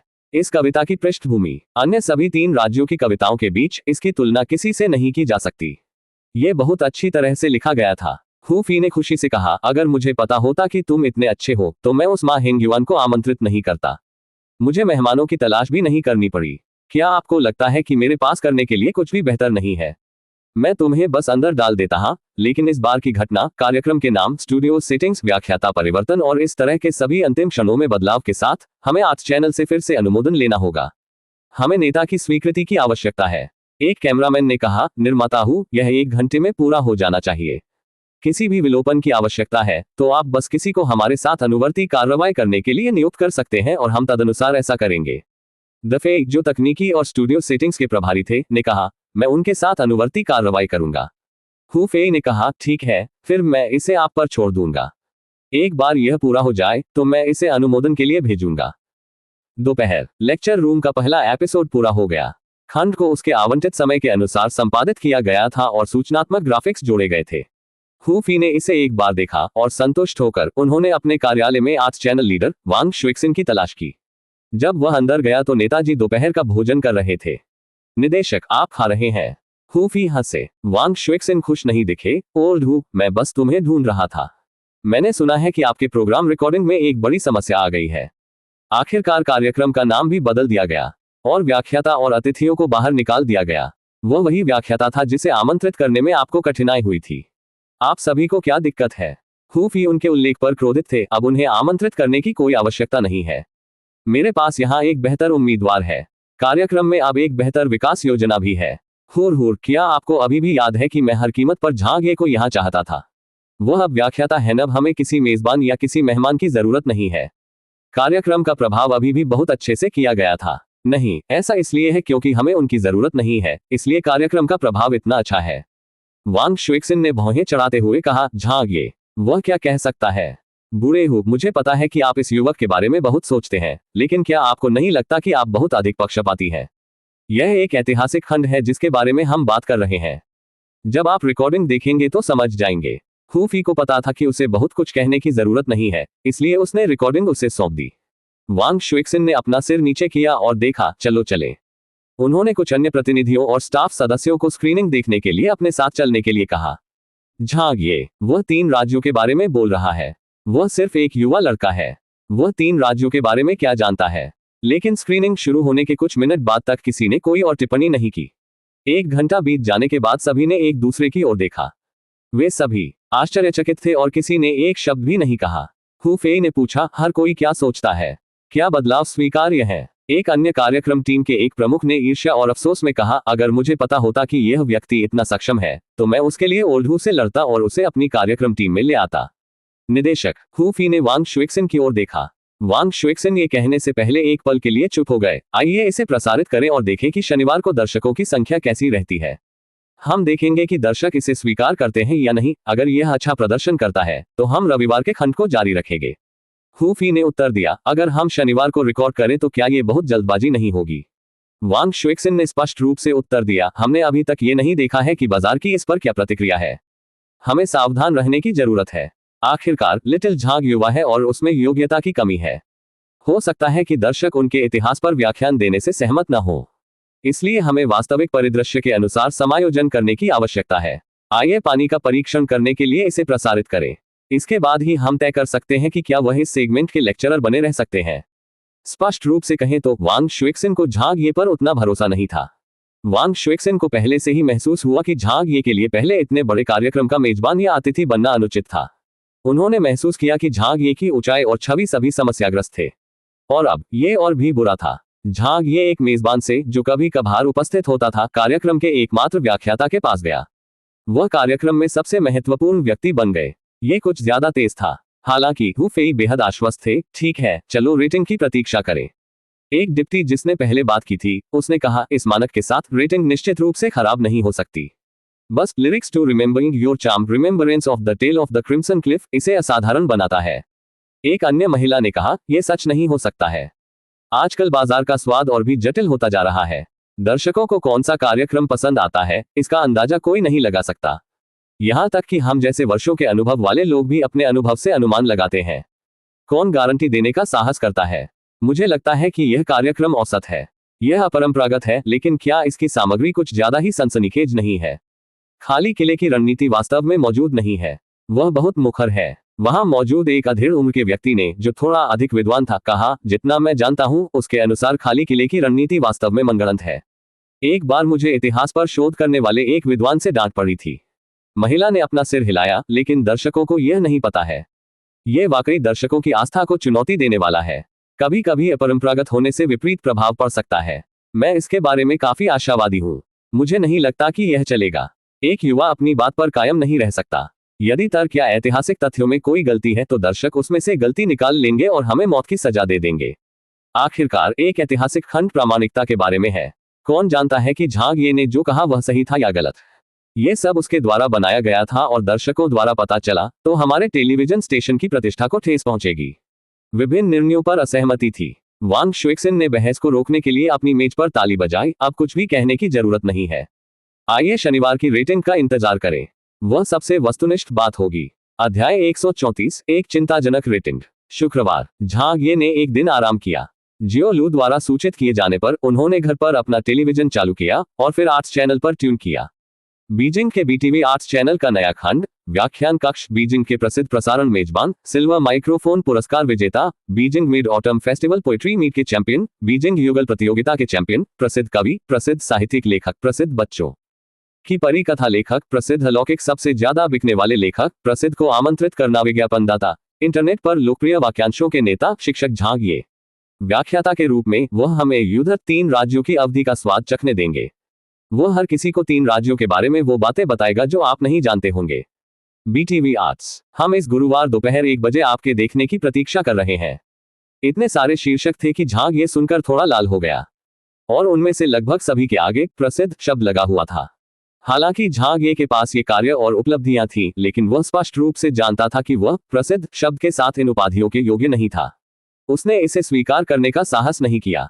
हालांकि यह एक विज्ञापन था, ऐसा करने का कोई अन्य तरीका नहीं था। विज्ञापन सभी इसी तरह से किए गए थे। प्रसारण से पहले लोगों का ध्यान आकर्षित करने के लिए उन्हें कुछ हथकंडे अपनाने पड़े। ये उनके ही चैनल का विज्ञापन था, इसलिए इसने झांग ये के बारे में डींगे हाँकने में कोई कसर नहीं छोड़ी। इस समय इंटरनेट पर कुछ वीडियो वेबसाइटों ने व्याख्यान कक्ष के लिए विज्ञापन जारी किए। ये सब हुफी के कारण था। सेंट्रल टीवी के एक बहुत प्रसिद्ध पूर्व निर्माता के रूप में बीजिंग टेलीविजन स्टेशन द्वारा आलोचना किए जाने के बाद उन्हें निश्चित रूप से कुछ तरजीह दी गई थी। बेशक स्टेशन ने उन्हें अपने नए सेगमेंट के लिए ऑनलाइन और ऑफलाइन दोनों तरह से काफी विज्ञापन दिए। उन्होंने अपना सर्वश्रेष्ठ प्रदर्शन किया था। सब कुछ तैयार था, अब केवल कल की रेटिंग मायने रखती है। झांग ये को हुफी से नेता के रवैये के बारे में भी पता था। यदि रेटिंग आदर्श नहीं होती तो उन्हें व्याख्यान कक्ष के लिए व्याख्याता बनने का मौका नहीं मिलता। कार्यक्रम के पहले से प्रारंभिक टेम्पलेट पर लौटने की संभावना थी। फिर झांग ये एक मेजबान के रूप में लौट आएगा जो केवल समय समय पर दिखाई देता था। होगे जियोलू और अन्य सहकर्मियों का दिल पसीज गया। हालांकि झांग ये को दबाव महसूस नहीं हुआ, या ये कहा जा सकता है कि वह बिल्कुल भी चिंतित नहीं था। यह सिर्फ एक प्रांतीय स्टेशन की 1% रेटिंग थी। ये कौन सा खंड था? ये व्याख्यान कक्ष था। हालांकि झांग ये को नहीं पता था कि रेटिंग कितनी ऊंची होगी। उन्हें यकीन था कि यह 1% से कम नहीं होगी। यदि ऐसा होता तो वह नदी में भी कूद सकता था। शनिवार दोपहर 12 बजे झांग ये ने अपनी यूनिट के सहकर्मियों से मिलने, साथ में प्रसारण देखने से पहले अपना पेट भरने के लिए कुछ तैयार किया था। हालांकि जब वह अपने रेफ्रिजरेटर को खंगाल रहा था, तभी किसी ने अचानक उसका दरवाजा खटखटाया। दस्तक दस्तक। दरवाजे पर दस्तक बहुत धीमी और बहुत धीमी थी। झांग ये ने दरवाजा खोला और पहली नजर में किसी को नहीं देखा। तभी जब उसने अपना सिर नीचे किया तो उसे एक बहुत छोटी लड़की दिखाई दी। ये राव चेनचेन थे। चेनचेन ने उसकी ओर देखा। मेरी चाची तुम्हें दोपहर के भोजन के लिए बुला रही है। झांग ये बहुत खुश हुई। मैंने खाना नहीं खाया। चलो चले चले। दोनों मकान मालकिन के घर गए। राव एमिन अपना एप्रन उतार रही थी और खाना पका चुकी थी। झांग ये को देखकर उसने उसका स्वागत करते हुए कहा, चलो खाना खाते हैं। ठीक है, धन्यवाद मकान मालकिन आंटी। झांग ये समारोह में खड़े नहीं हुए क्योंकि उन्होंने भोजन तैयार करने के लिए चॉपस्टिक की एक जोड़ी उठाई। राव एमिन ने उसका उपहास किया, देखो तुम्हारे खाने का तरीका। क्या तुम्हारा पुनर्जन्म किसी भूखे भूत से हुआ है? मैं तुम्हें बता रहा हूं कि मुझे चेनचेन के लिए आवासीय जानकारी निपटाने के लिए दोपहर में बाहर जाने की जरूरत है। पिछली बार ये तय नहीं हुआ था, इसलिए मुझे फिर से जाने की जरूरत है। मैं घर पर नहीं रहूंगा, इसलिए बच्चों की देखभाल करने में मेरी मदद करो। मैं दूसरों पर भरोसा नहीं करता। झांग ये ने व्यंग्यपूर्वक मुस्कुराते हुए कहा, यार तो ये भोजन मुफ्त में नहीं था। मकान मालकिन आंटी, मैं आज आराम नहीं करूंगा। मुझे अभी भी दोपहर में काम पर जाना है। राव एमिन ने अपनी भौहें उठाई। मुझे इसकी परवाह नहीं है। वैसे भी बच्चा आपके हाथ में है। झांग ये ने बेबसी से कहा, लेकिन मैं बच्चे को टेलीविजन स्टेशन पर कैसे ला सकता हूं? इस समय चेनचेन ने उसकी ओर देखा और कर्कश आवाज में कहा, टेलीविजन स्टेशन मैं देखना चाहता हूं। वहां देखने के लिए कुछ भी नहीं है। ये सब कार्यालय और उपकरण है। झांग ये ने कहा। चेनचेन ने उसकी बातों को नजरअंदाज कर दिया और उसकी ओर घूरते हुए कहा, झांग ये, मुझे टेलीविजन स्टेशन दिखाने के लिए लाओ। आप लोग इसका पता लगा लें। मुझे कोई परवाह नहीं है। खाना खत्म करने के बाद राव एमिन ने अपना सामान पैक किया और चली गई। झांग ये समझ नहीं पा रही थी कि हंसे या रोए। वह चेनचेन को घर पर अकेला नहीं छोड़ सकता था, इसलिए कुछ सोचने के बाद उसने चेनचेन के साथ अपनी यूनिट के लिए अपनी BMW X5 चलाई। टेलीविजन स्टेशन का दरवाजा। कार से बाहर निकलने के बाद झांग ये ने अपनी हथेली ऊपर की ओर रखते हुए अपना हाथ बढ़ाया। चेनचेन ने अनिच्छा से अपना छोटा सा हाथ झांग ये के हाथ में डालने से पहले उसकी ओर देखा। झांग ये छोटे बदमाश को ऊपर ले आया। रास्ते में टेलीविजन स्टेशन के कई कर्मचारियों की नजर चेन पर पड़ी। वे उसे बहुत पसंद करते थे। वो इतनी सुंदर है। वह किसका बच्चा है? वह इतनी प्यारी क्यों है? मैं वास्तव में उसे चुटकी काटना चाहता हूँ। क्या वह झांग ये नहीं है? उसका एक बच्चा है। ऊपर खंड टीम के कार्यालय में जब कार्यालय अराजकता में बदल गया तो झांग ये बच्चे को अंदर ले गई। जियो लू पिघलती हुई बोली, अय्यो अय्यो, ये बच्चा बहुत सुंदर है। झांग ये ने समझाया, मेरे पड़ोसी का बच्चा। उसे दोपहर में कुछ करना था और मुझे एक दिन के लिए उसकी देखभाल करने के लिए कहा, इसलिए मैं उसे यूनिट में ले आया। हुफेई की ओर देखते हुए उसने शर्म से कहा, नेता आपके विचार। हुफेई हंसे, ये ठीक है। वैसे भी यहाँ हम में से बहुत सारे लोग हैं। जब आप कार्यक्रम रिकॉर्ड कर रहे हो तो अन्य लोग बच्चे की देखभाल में आपकी मदद कर सकते हैं। झांग ये ने चेन की ओर देखा और व्यंग्यपूर्वक मुस्कुराते हुए कहा, मुझे संदेह है कि मुझे उसकी देखभाल करनी होगी। दूसरे उसे संभाल नहीं सकते। जियो लू मुस्कुराए और आगे बढ़ी, तुम्हारा क्या मतलब है कि दूसरे उसे संभाल नहीं सकते? मैं बच्चों की देखभाल करने में बहुत अच्छा हूँ। उस समय मैंने 1 सप्ताह तक अपने युवा भतीजे की देखभाल की। उन्होंने मेरे साथ बहुत अच्छा समय बिताया। इतना कहकर वह नीचे झुकी और चेन से बोली, छोटे बदमाश, तुम बहुत प्यारे हो। बहन को तुम्हें ले जाने दो। चेन ने उसकी ओर देखा, आंटी, इसकी कोई जरूरत नहीं है। जियो लू लगभग बेहोश हो गई। आंटी कौन है? मैं एक बहन हूँ। हुर हुर कहकर हंसने से पहले चेन ने उसे ऊपर से नीचे तक कई बार देखा। जियो लू ने लगभग मुंह भर खून की उल्टी कर दी। हो गे ने स्वेच्छा से कहा, मुझे ऐसा करने दो। हड्डियों का वह थैला तुम्हें ले जाने में सक्षम नहीं होगा। छोटे बदमाश, चाचा तुम्हें ऊंचा उठाएं, ऊंचा उठाएं। ऊंचे ऊंचे ऊपर। चेन ने अपना मुंह सिकोड़ लिया। अपरिपक्व हो गए। वह अचानक आंतरिक चोटों से पीड़ित हो गया। तुम सब नहीं करोगे। मुझे देखो, आपको बच्चे की पसंद के अनुसार ही रहना चाहिए। दफेई ने मुस्कुराते हुए उसका अभिवादन किया, चाचा के पास आओ। अंकल तुम्हें गेम खेलना सिखाएंगे। चेन ने उसकी ओर नहीं देखा और इसके बजाय झांग ये की ओर देखा। झांग ये, क्या आप अभी भी काम पर गेम खेल सकते हैं? इसमें कोई आश्चर्य नहीं कि आजकल टेलीविजन कार्यक्रम उबाऊ होते जा रहे हैं। कर्मचारी काम नहीं कर रहे हैं। दफेई ने लगभग अपना चेहरा जमीन पर रख दिया और उसने हुफी को ध्यान से देखा। हुफेई जोर से हंसी, ये युवा महिला निश्चित रूप से दिलचस्प है। तभी सभी को समझ में आया कि झांग ये ने क्यों कहा था कि उसे रिकॉर्डिंग करते समय भी उसका ख्याल रखना था, जबकि अन्य नहीं कर सकते थे। यह कोई बच्चा नहीं था। वह स्पष्ट रूप से एक छोटी वयस्क थी। वह अपने शब्दों में अत्यधिक व्यंग्यात्मक थी। जियो लू और कंपनी ने चेन के साथ संवाद करने की कई बार कोशिश की, लेकिन वे असहाय थे। उसे ले जाने की बात तो दूर, वे उसे टेलीविजन स्टेशन के आसपास लाने के लिए चेन का हाथ भी नहीं पकड़ सके। चेन किसी भी बात पर सहमत नहीं थे। उसका छोटा हाथ केवल झांग ये के लिए ही था। इसे कोई और नहीं पकड़ सकता था। इस छोटे से बदमाश ने उन्हें पहचानने से इनकार कर दिया। हुफी ने अचानक अपनी घड़ी की ओर देखा, बेवकूफ बनाना बंद करो। कार्यक्रम शुरू हो रहा है। सही है, ठीक है। मैं इसके बारे में लगभग भूल गया था। जल्दी से टीवी चालू करो। जियो लू ने तुरंत टेलीविजन चालू कर दिया। कार्यालय में एक था और टेलीविजन काफी अच्छा था। वह 50 इंच का टेलीविजन था और दीवार पर लगा हुआ था। जिस दिशा में इसका सामना करना पड़ा उसे भी स्वतंत्र रूप से समायोजित किया जा सकता है। फिर उसने चेन की ओर अपना सिर घुमाते हुए कहा, छोटे बदमाश, तुम्हारे चाचा झांग ये जल्द ही टेलीविजन पर आएंगे। आइए प्रभावशालिता के बारे में बात न करें। हमारे कार्यक्रम का सारा बोझ अकेले तुम्हारे चाचा पर है। कार्यक्रम रहेगा या नहीं ये सब आज की रेटिंग पर निर्भर करेगा। हर कोई टेलीविजन के सामने बैठा था। हालांकि उन्होंने रिकॉर्डिंग लाइव देखी थी और संपादन के बाद उन्होंने इसे देखा था। प्रसारण देखते समय एक अलग एहसास होता था। ये यहाँ है। समय पूरा हो गया। हे शिक्षक झांग, आप निश्चित रूप से ठीक लग रहे हैं। ये सही है। एक नजर में उनमें एक लेखक की झलक दिखती है। झांग ये वास्तव में अंदर से काफी खुश था और उसने तुरंत कहा, कोई रास्ता नहीं, कोई रास्ता नहीं। ये पहली बार था जब वह टेलीविजन पर दिखाई दे रहे थे और यह भी उन्हीं के साथ का कार्यक्रम था और टाइम स्लॉट खराब नहीं था।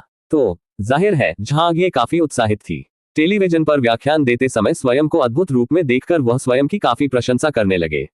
ऐसे में उसने अपना सेल फोन निकाला और अपने माता पिता, रिश्तेदारों और दोस्तों को कुछ छोटे संदेश भेजे। उन्होंने अपने 3 छोटे चचेरे भाइयों को भी सूचित किया और उन्हें शो देखने के लिए बुलाया। यह रेडियो स्टेशन से अलग था। यह एक टेलीविजन स्टेशन था। यह बड़े मंच पर झांग ये का बिल्कुल नया कदम था। खाली किले की रणनीति, इसका कोई अस्तित्व ही नहीं है। महान प्रचंड यांगेजी ढेर सारी लहरों के साथ पूर्व की ओर बहती है। ये सुदूर बीते दिनों की वीर आत्माओं को अपने साथ ले जाती है। विज्ञापन आते ही कार्यक्रम का प्रसारण शुरू कर दिया गया। तुरंत जियो लू, दफेई और कंपनी ने कार्यालय में सराहना की। सारी तालियां झांग ये को समर्पित थीं। हुफी उठकर चला गया। कोई यह बता सकता है कि वह भी बहुत निश्चित नहीं था, मैं जाकर रेटिंग प्राप्त करूंगा। इतनी जल्दी निकल जाएगा? जियो लू आश्चर्यचकित था। हु फेई ने कहा, इस समय गणना किया गया परिणाम रेटिंग का प्रारंभिक अनुमान मात्र है। यह सटीक नहीं है, लेकिन यह वास्तविक रेटिंग से बहुत अलग नहीं है। यह बहुत अधिक विचलन नहीं करेगा। हु फी चला गया। उनमें से कुछ उत्सुकतापूर्वक प्रतीक्षा करते रह गए। होगे ने उत्साह बढ़ाते हुए कहा, यह कोई समस्या नहीं होनी चाहिए। शिक्षक लिटिल झांग ने बहुत अच्छा काम किया। हमें जिस बात का डर है वह एक दुर्घटना है। अगर दर्शकों को यह पसंद नहीं आया तो क्या होगा? जियो लू ने लाभ और हानि के बारे में चिंतित होते हुए कहा। दफेई ने पूछा, आपका अनुमान क्या है? मैं लगभग 2% का अनुमान लगा रहा हूं। पहले एपिसोड की रेटिंग इतनी अधिक है। ये यथार्थवादी नहीं है ना? हो डी ने कहा, मैं 1.5% का अनुमान लगा रहा हूं। जियो लू ने कहा, वैसे भी हमें कार्यक्रम को जारी रखने के लिए केवल 1% की आवश्यकता है। मैं इससे संतुष्ट होऊंगा। जैसे ही वे बातें कर रहे थे, झांग ये ने एक शब्द भी नहीं कहा। वह वास्तव में किसी अन्य की तुलना में दर्शकों की रेटिंग को लेकर अधिक चिंतित थे। चूंकि टेलीविजन स्टेशन में प्रत्येक संख्या और प्रत्येक परिणाम झांग ये की योग्यता और उपलब्धियों का आधार बन जाएगा, इसलिए स्वाभाविक रूप से उन्होंने इसे बहुत गंभीरता से लिया। वह स्पष्ट रूप से जीवन भर टेलीविजन स्टेशन में काम नहीं करेगा, न ही वह जीवन भर कोई कार्यक्रम करेगा। खुद को विकसित करने के लिए उन्हें ऊंचे स्थानों पर जाना पड़ा। अब व्याख्यान कक्ष एक ऐतिहासिक शिक्षाप्रद खंड था। चाहे वह मेजबान हो या व्याख्याता, किसी की शक्ल बहुत महत्वपूर्ण नहीं थी। सबसे महत्वपूर्ण बात किसी व्यक्ति का ज्ञान और बोलने की क्षमता थी। इसमें कोई संदेह नहीं था कि यह झांग ये के लिए सबसे अच्छी जगह थी। यह उनके विकास के लिए सबसे अच्छी जगह थी। जब तक उन्होंने अपने लिए एक अच्छी नींव बनाई और अच्छे परिणाम तैयार किए, तब तक यह मनोरंजन उद्योग के मूल में एक ठोस मार्ग प्रशस्त करेगा। वह एक ऐसी जगह थी जहां चीजें निर्मम थीं। झांग ये अपने रूप रंग पर उस तरह भरोसा नहीं कर सकता था जिस तरह दूसरे कर सकते थे। उसे अपनी योग्यता और कौशल पर निर्भर रहना पड़ा। रेटिंग, आशा करते हैं कि यह उच्चतर होगा। जैसे ही हर कोई चिंता कर रहा था, हु फी वापस लौट आया। भाई हु, ये कैसा था? मोटा अनुमान क्या था? क्या यह एक भी पास हो गया? सब पूछते रहे। हु फी की अभिव्यक्ति देखकर झांग ये का दिल भी धड़कने लगा। इस समय हु फी की अभिव्यक्ति डूब गई थी। उनकी भावनाएं अच्छी नहीं लग रही थी। जैसे ही उसने उन्हें सुना, हु फी लापरवाही से अपनी सीट पर बैठ गया और काफी देर तक चुप रहा। जियो लू चिंतित हो गया, यह 1% तक नहीं पहुंचा। दफेई ने सांस लेते हुए कहा, हमारा कार्यक्रम खत्म होने जा रहा है, या इसके लिए एक व्यक्ति को बदलने की जरूरत है। हालांकि कौन जानता था कि हु फेई, जो उदास दिख रहा था, अचानक वह भारीपन खो गया और हंसने लगा। रेटिंग का प्रारंभिक अनुमान 7.8% है। हमारा कार्यक्रम गर्म है, और यह बेहद गर्म है। आर्ट्स चैनल के लीडर्स, टेलीविजन स्टेशन के लीडर्स और अन्य खंड टीमें परिणाम देखकर अवाक रह गईं। उनमें से कोई भी इस पर विश्वास नहीं कर सका। हा। अध्याय 135, पेकिंग विश्वविद्यालय के प्रोफेसर से अत्यधिक मान्यता। 7.8%। पवित्र बकवास। ये 7 टूट गया। ये बहुत आश्चर्यजनक है। भाई हु, क्या आप हमें धोखा दे रहे हैं? ये सही है, जब आप उदास चेहरे के साथ आए तो मैंने सोचा कि हमारा काम हो गया। कार्यालय में सभी लोग खुशी से झूम उठे। जियो लू ने अपने हाथों में मौजूद सभी दस्तावेज हवा में फेंक दिए। वह अपनी खुशी रोक नहीं पाए और चिल्लाती रही। हु फी के पहले के व्यवहार से झांग ये भी डर गया था। जब उन्हें वास्तविक रेटिंग पता चली तो उन्होंने राहत की सांस ली। वह ये जानता था, यह प्रसिद्ध व्याख्यान कक्ष था और उन्होंने शो के ये जोक 10 संस्करण का सटीक पुनरुत्पादन प्रस्तुत किया था। फिर इसे 1% से कम रेटिंग कैसे मिलेगी? ये सब हु फी की हरकतों के कारण था जिसने उन्हें डरा दिया था। किसने उम्मीद की होगी कि भाई हु का उसके प्रति ऐसा पक्ष होगा? लेकिन कुछ सोच के साथ हु फी भी बहुत उत्साहित था, इसलिए उसने उन पर एक चाल खेलने का फैसला किया। दफेई ने कहा, शिक्षक झांग, बधाई हो। जियो लू अब अपने होश में वापस आ गई थी। ठीक है। शिक्षक झांग, भविष्य में हमें आपके परिचय में एक और शीर्षक जोड़ना होगा, प्रसिद्ध कार्यक्रम मेजबान। 7 कुछ प्रतिशत। ये हमारे आर्ट्स चैनल की 20 से अधिक वर्षों की कार्यक्रम सूची में कम से कम दूसरा स्थान है। भले ही हम उन सभी कार्यक्रमों को शामिल करें जो कभी इस टेलीविजन स्टेशन से दिखाए गए थे, ये निश्चित रूप से शीर्ष 15 से 20 स्थानों में होगा। ये सचमुच बहुत बढ़िया है, होगे ने आश्चर्य से कहा। झांग ये ने तुरंत उत्तर दिया, ये सब भाई हु के अच्छे नेतृत्व के कारण है। ये सभी का श्रेय है और हमारी टीम का भी योगदान है। मैं अपने आप से ये सब करने में सक्षम नहीं हूँ। हु फेई हंसे और उसकी ओर इशारा किया, इतना विनम्र मत बनो। जियो लू ने हंसते हुए कहा, नेता, क्या आज रात हमें कोई दावत मिलेगी? इलाज? बेशक वहां एक इलाज होगा। हु फेई ने घोषणा की, आज रात के उत्सव के दौरान सभी को उपस्थित रहना होगा। ओह, यह महान है। जियाओ लू ने प्रसन्न होकर कहा, मैं बड़े झींगे खाना चाहता हूँ। छोटी चेन ने भी अपना सिर उठाया और कहा, मैं बालों वाले केकड़े खाना चाहती हूँ। झांग ये ने अपना सिर थपथपाया, तुम्हें हर चीज में हिस्सा चाहिए। हुर हुर। चेन ने अपना गुस्सा दिखाया और कहा, झांग ये तुमने अपने हाथ नहीं धोए, मेरे सिर को मत छुओ। हर कोई छोटे बच्चे से खुश था। उसके बाद हुफी ने चेतावनी दी, शिक्षक झांग, रविवार के कार्यक्रम की रिकॉर्डिंग इसके बाद शाम 5 बजे निर्धारित है, कृपया अपनी स्क्रिप्ट तैयार करें। ओह ठीक है, मैं भूल गया था कि आपको उनकी आवश्यकता नहीं है। हुर हुर। फिर शायद आप दूसरे एपिसोड द रियल काव काव के लिए कुछ संकल्पना कर सकते हैं। अन्य लोग जा सकते हैं और तरोताजा हो सकते हैं, लेकिन इसे अपने काम में बाधा न बनने दें। उत्सव के बाद दोपहर में काम पर वापस आ जाएं। ज्यादातर वीकेंड बनाओ। आइए 8% की रेटिंग की ओर चलें। हम लेक्चर रूम को उच्चतम रेटिंग के साथ आर्ट्स चैनल के शीर्ष पर लाएंगे। हम उन लोगों को दिखाएंगे जो हम पर संदेह करते हैं कि हम क्या कर सकते हैं। क्या हर कोई आश्वस्त है? हम हैं। हम आश्वस्त हैं। ये निश्चित है। हाँ हाँ। शिक्षक झांग ये के साथ हमें कौन डरा सकता है? हर कोई अपनी राय और विचार दे रहा था। वे लड़ने की भावना से भरे हुए थे। जब वे पहली बार स्टेशन पर पहुंचे तो बहुत से लोगों को टीवी नाटक और पत्रकारिता में रुचि रखने वाले लोगों के प्रेरक दल से कुछ उम्मीद नहीं थी। यहां तक कि कार्यक्रम के लिए भी अन्य कार्यक्रमों में से कई लोग इसके बारे में आशावादी नहीं थे। ऐतिहासिक खंड, वैज्ञानिक खंड, उन्हें लगा कि इसके लिए कोई बाजार नहीं है। जिन लोगों ने हुफी की पीठ पीछे बात की थी, वे अब अपनी टीम की दूरदर्शिता और कार्यक्षमता से गलत साबित हो गए। 7.8% की रेटिंग। अब कौन उनके बारे में और अधिक गपशप करने का साहस करेगा? जिन लोगों ने ऐसा किया वे शायद अब भी सदमे की स्थिति में हैं। दोपहर। झांग ये ने अपनी सीट से संकेत दिया, चेन आओ। चेन दफेई की ओर से एक सेलफोन लेकर आया। वह उससे खेल रही थी और फिर ऊपर देखकर पूछा, क्या? अंकल दफेई की तरफ परेशानी मत पैदा करो, यहाँ आओ, मुझसे 2 मीटर से अधिक दूर मत रहो। झांग ये ने जोर देकर कहा कि वह आए। यह बच्चा अन्य बच्चों से अलग था, उसे संभालना इतना आसान नहीं था। झांग ये ने सोचा कि अगर वह उसकी नजर में होती तो बेहतर होता, अन्यथा यदि कुछ होता तो वह संभवतः राव एमिन को उत्तर नहीं दे पाते। मैं तुम्हें अपनी आधी सीट दे दूंगा, तुम यहाँ खेल सकते हो। यदि तुम कुछ और करना चाहते हो तो मुझे बताओ। यदि तुम्हें शौचालय की आवश्यकता है तो सिस्टर जियाओलू से तुम्हें लाने के लिए कहो। चेन ने अपनी आंखें घुमाई, मैं अपना ख्याल रखने में असमर्थ हूँ। झांग ये ने अपनी आधी सीट उसे दे दी और उसे बैठा दिया। वह टिप्पणियों की जांच करने के लिए ऑनलाइन गया। यह उनके काम का हिस्सा था। वह सभी से सुझाव लेंगे। देखने पर उसने उस ध्यान को देखा जो उसने इकट्ठा किया था। झांग ये टीवी स्टेशन गए थे। अरे यह आदमी लेक्चरर क्यों बन गया? हाँ, क्या उसके पास योग्यता है? क्या वह सिर्फ एक विश्वविद्यालय स्नातक नहीं है और वह एक प्रसारण प्रमुख स्नातक भी है ना? यह मेल नहीं खाता। वह इतिहास का विद्यार्थी नहीं है। एक नजर और मुझे पता है कि आप सभी ने लेक्चर रूम नहीं देखी है।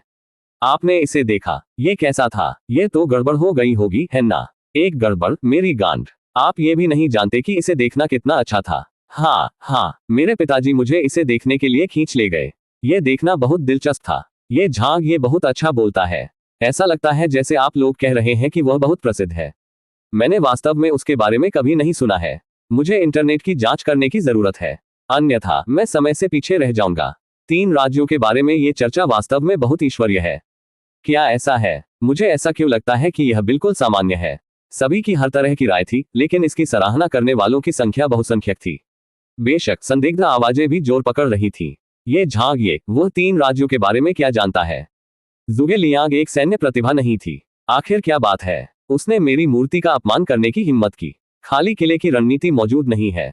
हा, क्या मजाक है? पूर्वी हवा उधार लेना एक ऐतिहासिक घटना थी, है ना? इसका अस्तित्व कैसे नहीं हो सकता?